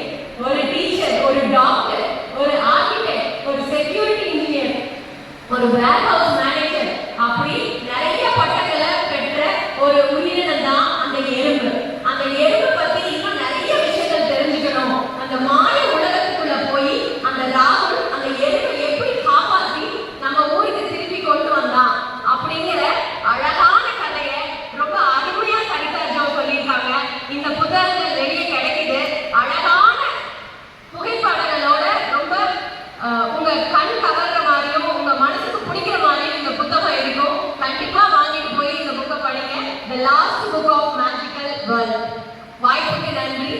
தேங்க்யூ ஸோ மச். அடுத்ததாக நாமக்கல் எருமைப்பட்டி அரசு மேல்நிலைப் பள்ளியின் மாணவர் திருமிகு ஜீவகனி அவர்களை நூல் மதிப்புரை வழங்க வருமாறு அன்போடு அழைக்கின்றோம். தமிழே தாயே வணக்கம் வணக்கம், தாய் பிள்ளை உறவம்மா உனக்கும் எனக்கும். தமிழே தாயே வணக்கம் வணக்கம், உன் சாம்பல் மனம் கூட இனிக்கும் இனிக்கும். தமிழே தாயே வணக்கம் வணக்கம். அன்னை தமிழுக்கு என்னோட முதல்வன் வணக்கம். நம் மேடையில் அமர்ந்திருக்கிற ஆதரவு ரசனை பேசும் சாந்தோர பெருமக்களுக்கும் என்னோட இரண்டாவது வணக்கம். நேற்று நைட்டு நான் வானத்தை பார்த்தேன், ஒரு நட்சத்திரம் கூட இல்லை. எனக்கு பெரிய அதிர்ச்சி. ஏன்னு எனக்கு காரணம் இப்பதான் புரியுது. ஏன்னா அங்க இருக்க வேண்டிய நட்சத்திரங்கள்னா என் முன்னாடி ஒரு அன்பான சகோதரி ரசனைகளுக்கும் மூன்றாவது வணக்கம். கடைசியா ஒருத்தருக்கு ஒரு ஸ்பெஷல் வணக்கமும் ஒரு ஸ்பெஷல் தேங்க்ஸும் சொல்லணும். யாருன்னா அந்த நிகழ்ச்சியோட கதாநாயகி.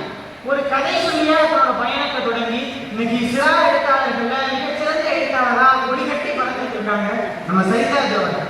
அவர்கள் இதை எழுதுறதுல நான் பெரிய சாதனையா நினைக்கிறேன். தொடர்ந்து நல்ல நல்ல புத்தகங்களை கையில கொடுத்துட்டே இருக்காங்க. கூடிய சீக்கிரம் சாகித்ய அகாடமி கொடுக்குற பால புரஸ்கார் விருதை வாங்கினாங்கன்னு ஆசைப்படுறேன். கட்டாயம் வாங்கினாங்க. உங்களுக்கு மீண்டும் ஒரு முறை மனதார பாராட்டுகிறேன். அடுத்ததான் ஒரு புத்தகத்தை ஏன் எழுதணும், ஒரு புத்தகத்தை ஏன் வெளியிடணும், ஒரு புத்தகத்தை ஏன் வாசிக்கணும், ஒரு புத்தகத்தை வாசிக்கிறது மூலமா என்ன பெருசா நடந்தோம் அப்படின்னு நினைக்கிறீங்க?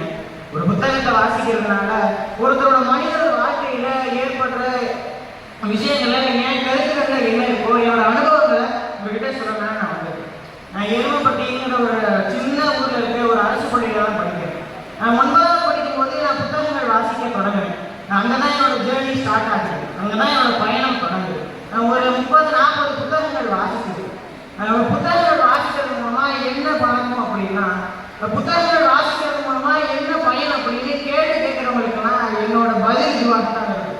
ஒரு புத்தகம் என்ன செய்யும் அப்படின்னா, ஒரு சின்ன கிராமத்துல ஆடு வச்சுட்டு இருக்க ஒரு சின்ன பையனை ஆசீர்வாதத்துக்கு கீழே வாசிச்சுட்டு இருக்க ஒரு மாணவனை புத்தகம் என்ன செய்யும்னா, ஈரோடு மாநகராட்சியில வேளாண் கல்லூரியில அந்த கல்லூரியின் மேடையில பேசுறதுக்கு ஒரு தைரியமான கவிதைகளை கொடுக்கிறது ஒரு புத்தகமாக தான் இருக்கும். வேற ஏதாவது கொடுக்க முடியும் அப்படின்னு நினைக்கிறேன். நான் நேரடியாக விஷயத்துக்கு வந்ததான் இருக்கேன். இன்னைக்கு நான் எதுக்கு வந்திருக்கிறோம், அந்த வேலையை தொடங்கலாம்னு நான் நினைக்கிறேன். அது என்னன்னா, இன்னைக்கு 5 புத்தகங்கள் நம்ம சரிதாத்தோட புத்தகங்கள் வெளியிட்டாங்கல்ல, அதுல அறிவோ மாணவிங்கிற புத்தகத்தை பத்தி தான் நான் உங்கள்கிட்ட விமர்சனம் பண்ண வந்திருக்கேன். இந்த புத்தகம் ஒரு அற்புதமான புத்தகம், அட்டகாசமான புத்தகமா இருக்கு. இதுல 12 ஜாம்பவான்கள் இடம்பெற்றிருக்காங்க. யாரையாவது சொல்ல எனக்கு நேரப்பட்டல. இருந்தாலும் என் மனதை கவர்ந்த ஒரு ஜாம்பவானாக இருக்கிற மலாலாவை பத்தி இவங்க முன்னாடி பேசலாம்னு நான் ஆசைப்படுறேன். மலாலா யாரு அப்படின்னா, இன்னைக்கு உலகத்துமே போற்றப்படுற ஒரு புரட்சிகரமான பெண் குழந்தை தான் மலாலா. மலாலா பிறந்த சமூகத்துல பெண்கள் பிறந்தா வருத்தப்படுவாங்க. ஆனா மலாலா பிறந்தப்ப அவங்க அப்பா ரொம்ப சந்தோஷப்படுறாரு. இது சாதாரண பெண் குழந்தையில பெரிய மாற்றத்தை உண்டாக்குவா அப்படின்னு. அவர் சொன்ன மாதிரியே நடக்குது. மலாலா தீவிரவாதிகளுக்கு எதிராக கட்டுரைகள் எழுதினப்ப அவருக்கு வயசு 9. மலாலா அதுக்காக துப்பாக்கி சூடு நடத்துறாங்க. மலாலா குண்டடிப்பட்டு சிகிச்சை பெற்று மீண்டும் உயிர் பெற்று வராங்க. எதுக்காக? ஸ்வாட்ச் பள்ளத்தாக்கில் மட்டும் முடிச்சப்ப இன்னைக்கு உலகம் முழுக்க ஒழிக்குது. எதுக்காக? பெண்கள் கட்டுக்கிறதுக்காக. திறமையர்கள் கூட இந்த மண்ணில தோற்றுக்கலாம். ஆனா தொடர்ந்து முயற்சி செய்யறவன் இந்த மண்ணில் தோற்றதா சரித்திரமே இல்லைன்னு சொல்லுவாங்க. அப்படி மலாலா குண்டடிப்பட்டு உங்களோட முயற்சி கைவிடல. தொடர்ந்து பெண்கள் கட்டிக்கிறதுக்கு போராடுறாங்க. இப்படி இது மாதிரி ஏராளமான நல்ல நல்ல விஷயங்களை சரிதாக புத்தகங்களை ரொம்ப எளிமையான பாணியில குழந்தைகளுக்கு எப்படி சுவையும் விதமாக கொடுக்கணுமோ அந்த அளவுக்கு கொடுத்துருக்காங்க. அவங்களோட எழுத்து பயணம் தொடரணும். கூடிய சீக்கிரம் பாலகிருஷ்ணா விருதை வாங்கணும்னு சொல்லிட்டு சந்தன காற்றில் நம் சந்தனை சட்டம் நாளே கிடைக்கிறோம் நம் கதை கேட்கணும்னு சொல்லி வாய்ப்புகளுக்கு நன்றியை எடுத்துக்கிறது. நன்றி.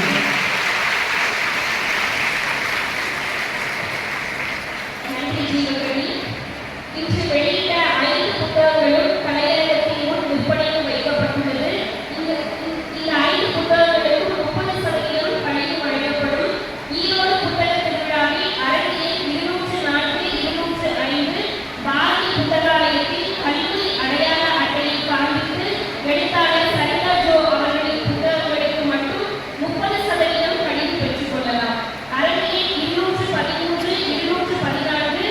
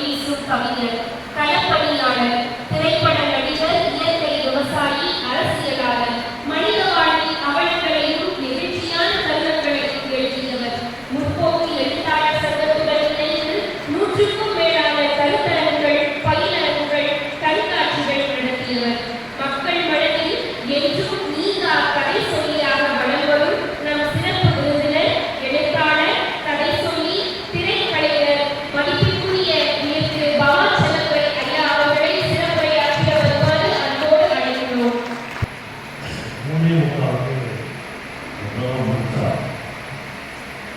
10 நிமிஷம் நான் பேசினா 5 நிமிஷம் சரிதா ஏற்புரை சொன்னாங்க சரியாக இருக்கும். எனக்கு வந்து ஒரு நிகழ்ச்சியில் துவக்க புள்ளி அப்படின்றது ரொம்ப முக்கியமான ஒரு விஷயமாக பார்ப்பேன். நாங்கள் 11th கிளாஸ் உட்காரும்போது எங்கள் தமிழ் டீச்சர் வந்து ஒவ்வொருத்தரையாக எழுப்பி நீ என்னவா போகிற அப்படின்னு எல்லாரும் கேட்பாங்க. கிட்டத்தட்ட எங்கள் கிளாஸில் வந்து 90% பையங்களோ பொண்ணுங்களோ நான் டாக்டர் ஆக போகிறேன் அப்படின்னா, மீதி ஒரு 8-9% நான் இன்ஜினியர் ஆக போகிறேன். அப்புறம் என்னை கூப்பிட்டு நீ என்னவா ஆக போகிறேன், நான் வந்து ரயில் கரிவாள் போகிறேன் சார் அப்படின்னு சொன்னேன். உடனே எல்லாருக்கும் ரொம்ப ஷாக்காக இருந்துச்சு. ஏன் அப்படி சொல்கிறீங்க? இல்லை நான் ரொம்ப கருப்பாக இருக்கிறேன், அதனால் கரிவாரி போட்டுறது தான் லாய்க்கு அப்படின்னு எல்லாரும் சொல்லுவாங்க சார். அதனால் நான் கரியே வாரி போட்டுறேன், ஒன்றும் பிரச்சனை இல்லை அப்படின்னு சொன்னேன். ஏன் இங்கிருந்து ஆரம்பிக்கணும்னு நினச்சுன்னா, கவிதாவுடைய கதையில் மகா அப்படின்னு ஒரு பொண்ணு வந்து கருப்பாக நீ வந்து என்ன வந்து கருப்புன்னு நினச்சிக்கிறேன். நான் கருப்பும்போது எங்கள் அம்மா என்ன சொல்லுவாங்க, உலகத்திலேயே மிகச்சிறந்த பொய் சொல்லியிருந்த அம்மாக்கு தான். எங்கள் அம்மா சொல்லுவாங்க, எங்கள் பவா வந்து எப்போ சொல்கிறாங்கன்னா எங்கள் பொண்ணு பார்க்க போகும்போது சொல்கிறாங்க, எங்கள் பவா வந்து சக்கச்சவேல் அப்படியே திருநா ரத்தம் வந்துடும், அவ்வளோ சிறப்பாக இருந்துச்சுங்க, நான் தான் அந்த பருவாதத்தை செஞ்சேன். நான் எங்கள் அம்மா இவ்வளோ அழகாக போய் சொல்கிறாங்க. என்ன சொல்கிறாங்கன்னா, தெரியாமல் ஒரு நாள் என் பிள்ளைங்க நான் காக்கா கற்றுக்கிட்டேன், அதுக்கப்புறம் தான் என் பிள்ளை வந்து கருப்பாயிட்டான் அப்படின்னா.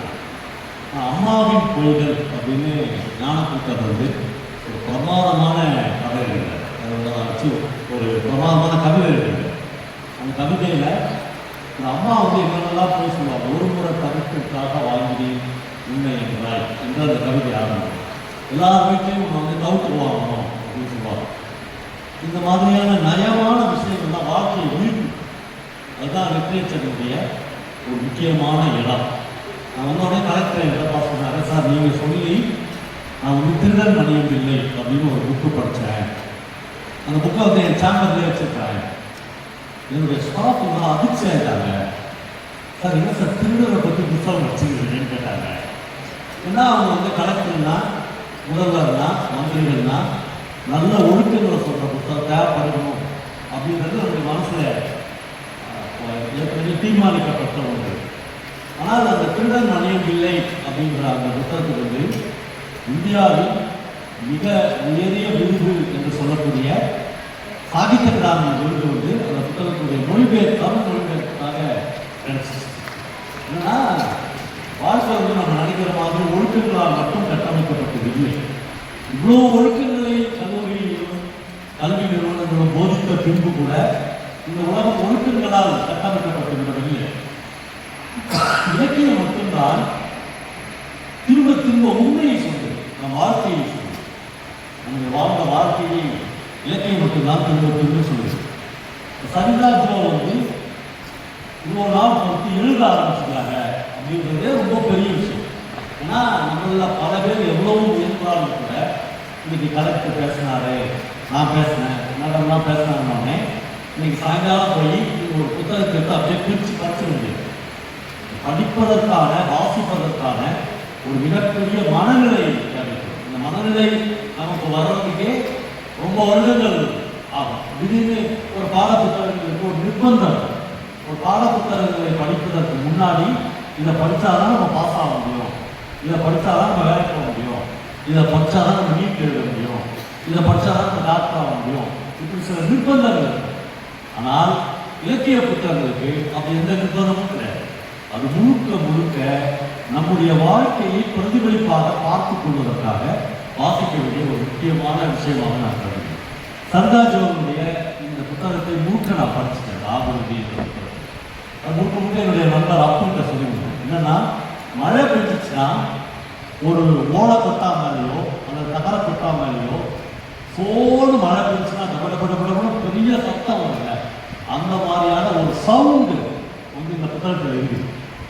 ஆனால் ஒரு இலக்கியம் இன்னும் எதை போடுகிறது என்றால், ஒரு செம்மண் சுவற்றின் மீது வீசி அடிக்கிற மழை மாதிரி இலக்கிய வாசிப்பு அல்லது இலக்கிய எழுத்து என்பது இருக்க வேண்டும் என்று பொருள். அது நல்ல மழைக்கு கரைந்து மனதில் உருகி ஓடி கரையில் ஒரு சின்ன வெள்ளமாக போகிற மாதிரி ஒரு இலக்கியம் இருக்க வேண்டும் என்று நான் எப்போதுமே நினைக்கிறேன். சரிதாகோ இந்த புத்தகத்தில் 3-4 மிகச்சிறந்த கதைகளை எழுதியிருக்கிறார். நண்பர்களே, இது ஒன்றே ஒன்று தெரிந்து கொள்ளுங்கள். உலகத்தில் எவ்வளோ பெரிய மாஸ்டர் எழுத்தாளரும் தன்னுடைய 10-15 சிறுகதைகளை எழுதி போகிற ஒரு சிறுகதை தொகுப்பில் ஒரு கதை அல்லது 2 கதை அல்லது 3 கதைக்கு மேல் மாஸ்டர் பீஸாக ஒரு கதையை இதுவரையும் உலகத்தில் உள்ள எந்த மாஸ்டருமே எழுதுகிறது. அசோகன் பிள்ளைகள் ஆரம்பித்து சுந்தரராமசாமி வரையிலும் ஒரு தொகுப்பில் மிகச்சிறந்த 1-2 கதைகள் அவர்களை அறியாமல் போகும். பிரபஞ்சன் என்கிற ஒரு மகத்தான இலக்கியவாதி மறுபடியும் சொல்லுவார், ஒரு நல்ல கதையை எழுதுவதற்காக இந்த டைரியில எழுதி வைத்துக் கொள்ளக்கூடிய வார்த்தை, ஒரு நல்ல கதையை எழுதுவதற்காக நான் மிக சுமாரான 20 கதைகளை எழுதி பார்த்தேன். 20 சுமாரான கதைகளை ஒரு எழுத்தாளர் எழுதுகிற போது ஒரு நல்ல கதை உங்களை அறியாமலேயே வந்துடும். அது ரொம்ப அபூர்வமான. அப்புறம் எல்லோரும் இந்த உலகத்தில் கதை எழுதிவிட வேண்டும் என்ற அவசியம் இல்லை. ஆனால் யாரெல்லாம் தொடர்ந்து வாசிக்கிறீர்களோ அந்த வாசிப்பின் முற்றல் மிக நிச்சயமாக ஒரு எழுத்தாளராக உங்களை மாற்றக்கூடிய அது ரொம்ப முக்கியமான ஒரு விஷயமாக நான் கருதுகிறேன். எனக்கு நான் ஒரே ஒரு சின்ன கதை சொல்லி என்னுடைய உரையை முடித்தேன். எனக்கு இந்தியாவிலேயே மிக பிடித்த எழுத்தாளர் பாசுக்கையா ஆங்கிலத்திலும் மலையாளத்திலும் எழுதின ரொம்ப ரொம்ப ஒரு முக்கியமான எழுத்தாளர். இவ்வளோ பெண்களை பார்த்தவர் எனக்கு இந்த கதையை உங்களோடு பகிர்ந்து கொள்ள வேண்டும் என்று ரொம்ப ஆசையாக இருந்தது. என் வாழ்க்கையிலேயே முழுக்க மலையாளம் தெரியாத நான் இந்த கதையை நான் தான் மலையாளத்திலிருந்து தமிழில் மொழிபெயர்ப்பேன் என்று முதலும் கடைசியுமாக இந்த ஒரு கதையை நான் தமிழில் மொழிபெயர்ப்பேன். இந்த கதையை பெயர்த்தேன். ரொம்ப நன்றி. நான் இவ்வளோ நேரம் கொஞ்சம் சீரியஸாக பேசணும்னு நினைக்கிறேன். ஏன்னா நீங்கள் எல்லாரும் ரொம்ப அட்டென்ஷனாக எனக்கு கவனிச்சுங்க. இந்த கதை முற்றிலும் வேற ஒரு கதை. இதை கேட்டு நீங்கள் சந்தோஷமாக வீட்டுக்கு போனீங்கன்னா வீட்டுக்கு போங்க. அப்புறம் என்ன நடக்குன்னு நான் சொல்கிறேன். இந்த கதையை சக்கரையா எங்கிருந்து ஆரம்பிக்கிறார்கள் ஒரு மிகப்பெரிய காட்டிலிருந்து ஆரம்பிக்கிறார். ஒரு மிகப்பெரிய வனாந்தரத்திலிருந்து ஆரம்பிக்கிறார். அந்த காட்டை பற்றி மட்டும் முதல் 4 பக்கங்கள் சக்கரையா விவரிக்கிறார். அந்த காட்டில் என்னென்னலாம் மரம் இருக்கும், என்னென்னலாம் விலங்குகள் இருக்கும், அப்படிலாம் புதுசாக இருக்கும், என்னென்ன கேள்விகள் இருக்கும், அந்த காட்டில் எவ்வளோ அருவி இருக்கிறது, இப்படியெல்லாம் எழுதுகிறார். கடைசியாக ஒரு இடத்துல வந்து இவன் தான் இந்த கதையின் கதாநாயகன் என்று ஒரு கரடியை ஆரம்பிக்கிறார். இந்த கரடி அவர் வந்து தவக்கரடி என்று அந்த கரடியை சொல்கிறார். மலையாளத்தில் தவக்கரடி என்றால் நல்ல இளைஞனான ரொம்ப யூத்தான ஒரு கரடி. இந்த கரடி அந்த காட்டில் கம்பீரமாக நடந்து போகிறது. பல மரத்தின் பின்னால் இருந்து பல பெண் கரடிகள் இந்த அப்படி நடந்து போகிற இந்த ஆட்கரடியை ஏற்க பெருமிச்சோடு சார் நம்மளுக்கு புருஷனாக கிடைக்க மாட்டானா, இவன் நம்மளுக்கு காதலனாக கிடைக்க மாட்டானா என்று ஏற்க பெருமிச்சோடு பார்க்கிறார். அந்த கரடி மற்ற எந்த கரடியும் திரும்பி பார்க்காமல் நேராக போய்கொண்டே இருக்கு. ஏனென்றால் அந்த கரடி சின்ன வயசுலேயே ஒரு சபலம் எடுத்திருக்கிறது. போயும் இந்த காட்டில் நாத்தம் அடித்த இன்னொரு கரடியை நம்ம லவ் பண்ணவே கூடாது, அல்லது உயிரே போனாலும் செத்தாலும் சாவலாமொழிய இன்னொரு கரடியை கல்யாணம் பண்ணிக்கூடாது என்பது அந்த கரடி உறுதியாக இருக்கும். அப்படின்னா யாரும் கல்யாணம் பண்ணிக்கிறது இந்த கரடி என்றால் அதற்கு கேரளாவில் மிக தேங்காய் போட்டு நதியில் நீராடி வருகிற ஒரு அழகான கேரள சேச்சி நான் கல்யாணம் பண்ணிக்கணும் சாமி என்ற கடவுளிடம் போய் வேண்டும். ஒரு நாள் கடவுள் வந்து திங்கட் பார்க்கணும். அப்போ போய் இந்த கரடி சொல்லுவோம், சாமி என் வாழ்க்கையில் நான் எந்த வரமும் யாருக்கும் கேட்கறேன், உங்கள்கிட்ட கேட்குறேன், ஒரு நல்ல அழகான கேரள சேச்சியை நான் கல்யாணம் பண்ணிக்கணும், இந்த நாற்பது கரடியே வேணாம். அவங்க வந்து ரிமோட்டை திருப்பிட்டு உந்துந்து அப்படின்னாரு. உந்துந்து அப்படின்னா இந்த காட்டில் எந்த பெண்ணு யாருக்கு தேன் ரொம்ப பிடிக்கிறதோ அவர் ஒரு மனைவியாக வருவார் என்று கடவுள் வரம் கொடுத்துருக்கார். இந்த கரடி ஒரே நாள் ராத்திரியில் அந்த காடு முழுக்க இருக்கிற தேன் கூட்டுகளை எல்லாம் அழித்து ஒரு டன் தேன் அளவுக்கு காட்டுக்கு வெளியே போட்டு ஒரு ராத்திரி முழுக்க போட்டுட்டு இந்த தேனை எந்த பெண் விரும்பி குடிக்கிறாரோ அவதான் சாமி கல்யாணம் பண்ணி சொல்லிக்கிறாரு என்று காட்டுக்குள்ள நின்று பார்த்துக்கணும். ஒரு பொண்ணா வந்து தேனை எடுத்துட்டு போனாங்க, வீட்டுக்காரர் வேணும், அப்போ வீட்டுக்காரர் எடுத்துட்டோம். எல்லாம் எடுத்துட்டு போயிடுவாங்க. ஒரு பொண்ணு மட்டும் 6 நேரம் உட்காந்து ஒரு லிட்டர் தேன் குடிச்சுவோம். நல்லா கஷ்டம் பண்ணி கொடுப்பான். அதை முடிவு பண்ணுவோம், இவெல்லாம் நம்பாலே அப்படின்னு பார்த்துட்டு அப்பா வந்து காட்டன் புடவெல்லாம் கட்டி லூஸ் ஹேர் இருக்கு, நல்லா தேங்காய் எண்ணெய் போட்டு குடிச்சிட்டு பிரமாதமாக அந்த கரடிக்கு வந்து அவள் வந்து வாழ்ந்தா அந்த பொண்ணோட வாழ்வேன் அப்படின்னு காற்று வந்து திடீர்னு வெளியே வந்து அந்த பொண்ணு கையை பிடிச்சி ஐ லவ் யூ அப்படின்னு சொன்ன உடனே நீ யோசிச்சு பாருங்க, காற்றுல திடீர்னு ஒரு பொண்ணு கையை ஒரு கரடி பிடிச்சிச்சுனாவே செத்துருவாள். பார்த்துட்டாங்க, பயத்திலேயே ஊண்டுவாள். இந்த பொண்ணு வந்து வச்சு கையை எடுத்து போயிடுவாள். நான் கையை எடுக்கும், இது தேன் சாப்பிட்றா அம்மா சொல்லுவேன், தேன்லாம் சாப்பிட்றா போல இப்போ சொல்லுவேன் ஐ லவ் யூ. அதுதான் இங்கிலீஷில் சொல்கிறேன், மலையாளத்தில் சொல்லுவேன். நான் உங்களை பிரேமிச்சு அப்படின்னு கரெக்டாக சொல்லுவேன். ஓகே, சுமாராக இருந்தது ஒரு மலையாளம். ஓகே, அந்த பொண்ணு உடனே சொல்லுவா நானும் உங்களை பிரேமிச்சுக்கலாம். அரபிக்கு ஒன்றுமே இல்லை, கடவுள்னு ஒருத்தர் இருக்கலாம். அவன் வந்து நம்ம கரெக்டாக தான் சொல்லுறான். ஒரே வார்த்தையில் முன்ன பின்ன பார்க்காத நம்ம இந்த பொண்ணு ஐ லவ் யூ சொல்லிட்டு செய்யணுன்னே அடுத்தது என்னன்னு வீட்டுக்கு போகலாம். வீட்டுக்கு போய் மாமனார்கிட்ட மாமியார் காலில் வந்து ஆசீர்வாதம் அந்த பொண்ணு கூட்டணும். அப்போ சொல்லுவா நான் போய் எங்கள் வீட்டில் நான் ஒரு கரடியை கல்யாணம் பண்ணிக்கிறேன் அப்படின்னு சொல்ல முடியாது இல்லையா, பெரிய பறவைகளே வந்துடும். அதனால் உங்களுக்கு நடேசன் என் பேர். ஓகே, மறுபடியும் சொல்ல நடேசன். ஓகே, வீட்டுக்கு போகலாம். நம்ம அப்பா அம்மா வந்து அதிர்ச்சிடுறாங்க, பொண்ணு போய் காட்டில் வந்து ஒரு கரடியை கூட்டு வராங்க. அந்த அதிர்ச்சி அடுத்தது அந்த பொண்ணு சொல்ல is my boy friend name is Natesan அப்படின்னா உடனே இந்த கரடி என்ன பண்ணோம், அந்த அப்பா அம்மா காலில் விட்டு மாமா அத்தை எங்களை ஆசீர்வாதம் பண்ணுன்னு சொல்லி அவங்க அப்பா ஆனந்த தண்ணி விட்டுருவாங்க. ஆனந்த தண்ணி விட்டு அந்த கரடியை எடுத்து சொல்லி கண்டிப்பாக நான் மகளை என் மகளை ஒரு கல்யாணம் பண்ணித்தரேன். ஏற்கனவே 2 மூத்த பொண்ணுங்கிறாங்க, 2 மூத்த பொண்ணே 2 கேரளா பசங்க கல்யாணம் பண்ணி கொடுத்தேன், மலையாளி பசங்க. அந்த நாளில் ஒரு நாள் கூட என் காலில் விழுந்ததே இல்லை. அவங்க கல்யாணத்துக்கு முன்னாடி எவ்வளோ பவ்யமாக கிடைக்குவாங்க. இன்னும் இப்போ ஒரு பொண்ணு கரடி தான் கல்யாணம் பண்ணி கொடுத்தாருன்னா எடுத்துறாங்க.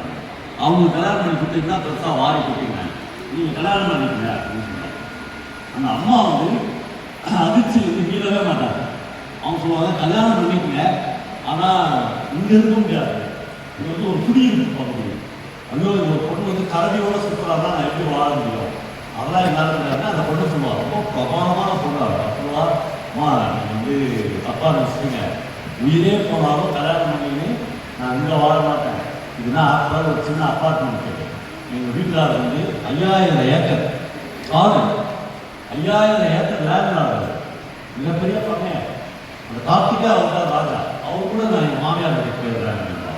கல்யாணம் ஆகிடும், அவங்க இருக்கிறோம் மாமியார் இருக்கிறோம். நாங்கள் கதையை ரொம்ப சுருக்கமாக சொல்கிறேன், நான் புரிஞ்சுக்கணும். ஒரு வருஷம் பார்த்தோம்னா அம்மாவுக்கு ஏற்படும், பொண்ணு காட்டுக்கு போனால் உயிரோடு இருந்தா கரண்டி அடித்து சாப்பிட்டா மறுபடியும் வருவாரா, ஒரு பொண்ணுக்கு குழந்தை பிறகுமா, அப்படி குழந்தை பிறந்தா அது ஒரு மனித குழந்தையாக இருக்குமா, கரடி குட்டியாக இருக்குமா, இப்படி பல பிரச்சனைகள் அந்த அப்பாவை போட்டு சாப்பிடும். அப்புறமா ஒரு வருஷம் பற்றி யாரோ ஒரு நியூஸ் சொல்லும், ஒரு பொண்ணு வந்து நாளைக்கு மாப்பிள்ளையோட குழந்தையோட அப்போ குழந்தை பிறந்துச்சு அப்படின்றத அவங்க அம்மா பயங்கர சந்தோஷம் பண்ணுவா. வீட்டுக்கு வராங்க அப்படின்னா நம்ம ஆரம்பத்தில் எடுத்து குழந்தைய வர இருக்கும். அந்த குழந்தை வந்து ஒரு கரடி குட்டி தான், மனித குழந்தை தான். அதுக்கு அவங்க கவலையே பண்ண மாட்டாங்க. கதை இதெல்லாம் இருக்கு, நான் சொல்ல போகிறதா கதை. அந்த அம்மா வந்து இந்த பொண்ணை தனியாக வீட்டுக்குள்ளே கூட்டு போய், உங்களுக்குலாம் கல்யாணம் ஆச்சுன்னா கல்யாணம் ஆன பிறகு நம்ம அம்மா வந்து வீட்டுக்குள்ளே கூட்டு போய் தலையெல்லாம் தடவை கொடுத்து மாப்பிள்ளை எப்படி வச்சுக்கிறாரு, மாமியார் இருக்கிறவங்க எப்படி நடத்துகிறாங்க அப்படின்னு பிரியமாக கேட்பாங்க. ஆமாம், நீங்கள் பொண்ணு பொய்யே சொல்லக்கூடாது, எப்படி வச்சுக்கிறாரோ அவங்க சொல்லணும். அந்த பொண்ணு சொல்லுவாள், சார் தங்க கட்டுமா எங்கள் வீட்டுக்காரு, அவர் வந்து நான் அப்படி வச்சுக்கிறாரு, குழந்தைய மட்டும்தான் நான் கட்டேன், பால் ஊட்டுறது மட்டும்தான் என் வேலை, மற்றபடி குழந்தைய அவர் தான் வளர்க்குறாரு. அப்புறம் ஒரு நாள் எங்கள் வீட்டுக்காரு சந்தேகப்படுறதே இல்லை, ஏன்னா எங்கள் 2 பேர் கையிலையும் செல்ஃபோன் இல்லை. யார் வாட்ஸ்அப்பில் நியூஸ் அடிச்சது, யார் எஸ்எம்எஸ் அடிச்சு, அதெல்லாம் பிரச்சனையே கிடையாது. அப்புறம் வந்து குளிக்கிறது அப்படின்னா நாங்கள் 6 மாதம் ஒரு இடத்துல குளிச்சுக்கிறோம், 2 தடவை 3 தடவை குளிச்சுக்கிறோம். ஆனால் குளிக்கிறதுனா ஒரு 4 முழுக்க அருவியில் போய் குளிப்போம். இந்த காடே எங்களுக்கு தான். எனக்கு தெரியல, நான் தேனி எனக்கு ரொம்ப பிடிக்கும். அப்பாட்ட கேட்பேன், நான் தேன் இருக்கேன், காது கிளாஸில் போய் 100 கிராம் தேன் வாங்கி கொடுப்பாரு. எங்கள் வீட்டில் ஒரு நாள் தேன் எனக்கு ரொம்ப பிடிக்குன்னு சொன்னேன். நீங்கள் நம்பவே மாட்டீங்க, ஒரு 500 லிட்டர் தேன் எடுத்து கொடுத்தாரு. வாழாலாம் தீங்குடி அப்படின்னாரு. இப்படி ஒரு அன்பான புருஷன். அப்புறம் அவர் வந்து சிகரெட் பழக்கம் கிடையாது, தண்ணி காத்தா போக முடியாது அவரு. அதனால ரொம்ப நிம்மதியான ஒரு வாழ்க்கையை நான் வாழ்ந்துங்கிறேன் அப்படின்னு சொல்லுவார். அதான் சக்கரையா வந்து இந்தியாவினுடைய எவ்வளோ பெரிய மாஸ்டர். ஒரே ஒரு உதாரணம், அவங்க அம்மா வந்து ஏற்ற பெருமூச்சு விட்டு அவங்க அப்பா பார்ப்பான். அவங்க அப்பா வந்து வீட்டுக்கு வெளியே ஈஸ்டரில் உட்காந்து தேசாபிமானி பேப்பர் படிச்சுருப்பாரு. அதே ஒரு பாப்பா பார்த்துட்டு மகள்கிட்ட சொல்லுவார், மகளே நீ எப்போ மறுபடியும் காட்டுக்கு போகிற அப்படின்னா. நாங்கள் ஒரு நாள் அம்மா வீட்டில் இருந்து போயிடுவோம். இல்லை எனக்கு மறுபடியும் காட்டுக்கு போகும்போது எதனால் ஒரு வயசான கல்வி காட்டு கதையாக இருந்துச்சுன்னா அம்மாவை சொல்லு. அதோட சட்டை அந்த கதையை முடிச்சிட்டாரு. அவங்க அம்மா வந்து இந்த வாழ்க்கையில் இது வாழ்ந்துருக்கிறத தான் மகன் வந்து இவ்வளோ சந்தோஷமாக ஒரு கரடி கூட வாழறாங்க, இப்போ என்ன குறைஞ்சிட போகுது. அந்த மாதிரி 30-40 வருஷம் இந்த வயசான தேசாபிமானி படிக்கிற இந்த மலையாளத்துக்காரங்களோட வாழ்கிறவங்க நான் அங்கே வந்துடுறேன், உங்க கூட வந்துடுறேன். ஒரு வயசான கரடி தனியாக சுற்றி இருந்துச்சுன்னா எனக்கு சொல்லி எடுத்து அப்படிங்கிறதோட அந்த படம் வந்தது. ஒரு விஷயம் நான் சொல்ல விரும்புகிறேன். இந்த கதை ஒரு கரடியை பற்றிய கதை. இந்த கதை கண்ணீர் வள வைக்கக்கூடிய, துக்கத்தை கொண்டாடக்கூடிய, நம்முடைய கண்ணீரை மறைக்கக்கூடிய பல விஷயங்களை சக்கரை அழைப்புகளுக்காக இந்த கதைக்கு உள்ளே வைக்கிறார்.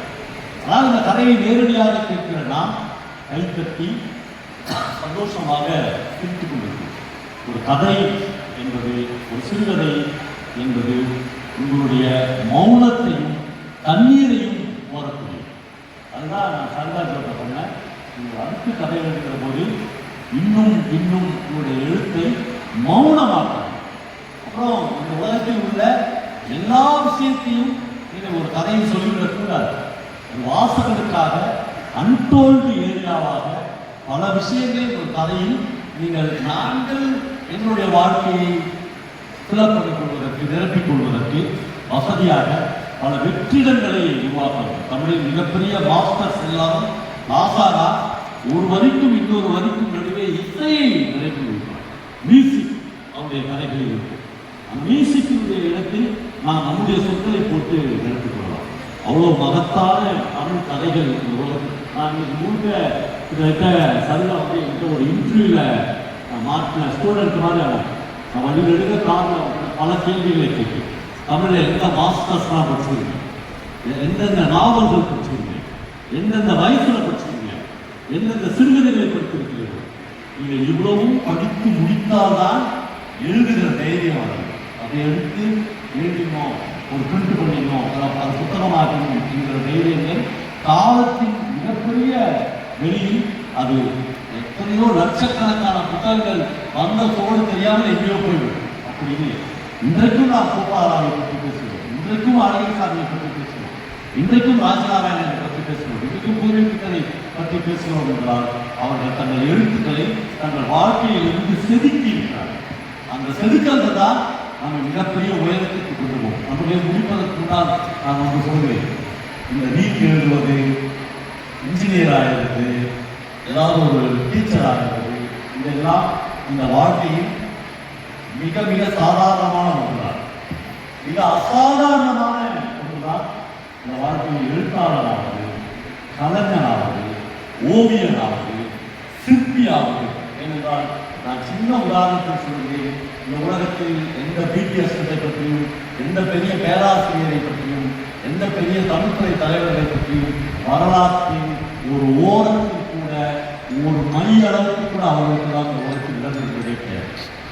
அது ஒரு தொழில், அது ஒரு வாய்ப்பு, அது ஒரு ப்ரொஃபஷன், அது ஒரு பணி, அது ஒரு கடமை, எல்லாம் ஓகே. ஆனால் கலைஞனாவது வாழ்க்கையை அர்ப்பணிப்பது, இந்த வாழ்க்கைக்காக ரத்தம் சிந்துவது, இந்த வாழ்க்கையிலிருந்து மேலே எழுவது, இந்த உலகத்தில் நம்முடைய அடுத்த தலைமுறைக்கு எதையாவது புத்தகங்களாக விட்டுவிட்டு போவது என்பது மிக மிக அபூர்வமான பணி. அது கிட்டத்தட்ட லௌகீக வாழ்க்கை. லௌகீக வாழ்க்கைனா உங்களுக்கு தெரியும், ஒரு சாதாரண குடும்ப வாழ்க்கையிலிருந்து ஒரு கலைஞனை தற்கொலைக்கு தூண்டுவது. அப்படிப்பட்ட ஒரு இடத்தை தான் சரியாக பயன்படுத்துகிறது. அது ரொம்ப அபூர்வம். குழுக்கெல்லாம் கூட்டி மேடையில் உட்கார வச்சுக்கிறாங்க.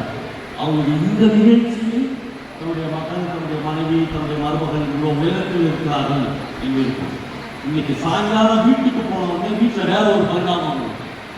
சாதாரண ஒரு பொண்ணாகவே இருக்கலாம். நீ ஏன் இந்த புத்தகங்களாம் பதிப்பிக்கிற, நீ ஏன் எழுதுற, நீ ஏன் கதை சொல்ற என்று குடும்பத்திலிருந்து ஒவ்வொரு மூலையிலிருந்தும் ஒரு கேள்வி. மேடையில் வர மேடையில் காண்பிக்கிற முகங்கள் வேறு ஒன்றாக இருக்கும். ஆனால் அதை தாண்டி இந்த உலகத்தில் ஜெயித்தவர்கள் என்பவர்கள் ரொம்ப சொற்பமான ஆட்கள். அப்படி ஒரு ஆளாக சர்க்கார்கள் ஜெயிக்க வேண்டும் என்று நான் ஆசைப்படுகிறேன். இன்னொரு தடவை உங்க கரஸ்பாண்டன்ட் என்ன கேட்டார், நீங்கள் எப்போல்லாம் கோயம்புத்தூர் போகிறீங்களோ அப்போல்லாம் இங்கே நிறுத்தி எங்கள் ஸ்டூடெண்ட்ஸ் 1 மணி நேரம் பேசணும் சார் அப்படின்னு அதை சொல்லி 2 வருஷம் ஆச்சு. அதுக்கப்புறம் நான் ஒரு 25 தடவை கோயம்புத்தூர் போயிட்டேன், ஒரு 25 தடவை திரும்ப வந்துட்டேன். ஆனால் அப்படி பேசணும் அப்படின்னு எனக்கு தோன்றதில்லை. இதற்காக ஒரு நாள் வாய்ப்பு இருந்தால் நான் 1 மணி நேரம் 1.5 மணி நேரம் தமிழில் எழுதப்பட்ட பெண்களை பற்றி எழுதப்பட்ட கதைகளை பற்றி மட்டும் நான் தனியாக பேச வேண்டும், விவாதிக்க வேண்டும். பாடப்புத்தகங்களிலிருந்து வெளியே வந்து, வகுப்பறைகளிலிருந்து வெளியே வந்து இந்த வாழ்க்கையை ரத்தமும் சதையுமாக படிக்க வேண்டும் என்று வாழ்த்தி என்னுடைய உரையை முடித்துக் கொள்கிறேன். நன்றி. தனக்கு எதிராக சொல்லிக்கொண்டால் இலக்கியம் இயம்புவதெல்லாம் உண்மையே, இல்லாமை என்பதே இதில் இல்லையே என்று உணர்த்தி கதை சொல்லலோடு எங்களை மகிழ்விக்கும் நல்லதொரு சிறப்புரை வழங்கிய ஐயா அவர்களுக்கு நன்றிகளை தெரிவித்துக் கொள்கிறோம். நேரம் ஆகிவிட்டதால் எல்லோரும் கிளம்ப தயாராக இருக்கிறீர்கள். ஒரே ஒரு நிமிடம் மட்டும் கொடுத்துக் கொள்கிறேன். அனைவருக்கும் நன்றி. டைம் இல்லைங்கனால குறிப்பாக இந்த இடத்துல என்னுடைய குடும்பத்தை சொல்லணும், அம்மா அப்பாவுக்கு என்னுடைய மிகப்பெரிய நன்றி. கல்வி என்பது ஒரு பேஸ் தான், அதை தாண்டி நம்மளுடைய செயல்பாடுகள் தான், அதை தாண்டி நம்மளுடைய ஜீன் வழியா வர விஷயங்கள் தான் நம்ம அடுத்த இடத்துக்கு கொண்டு போவோம் அப்படிங்கிறது என்னுடைய அம்மாவும் என்னுடைய அப்பாவும் மிகப்பெரிய உதாரணம்.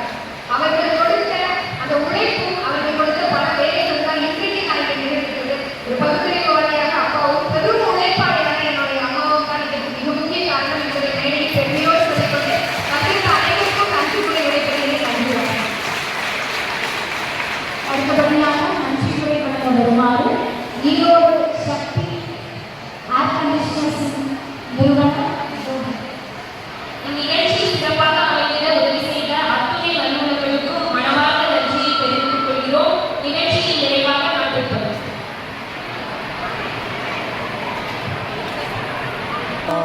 जय हे जय हे जय हे जय जय जय जय हे।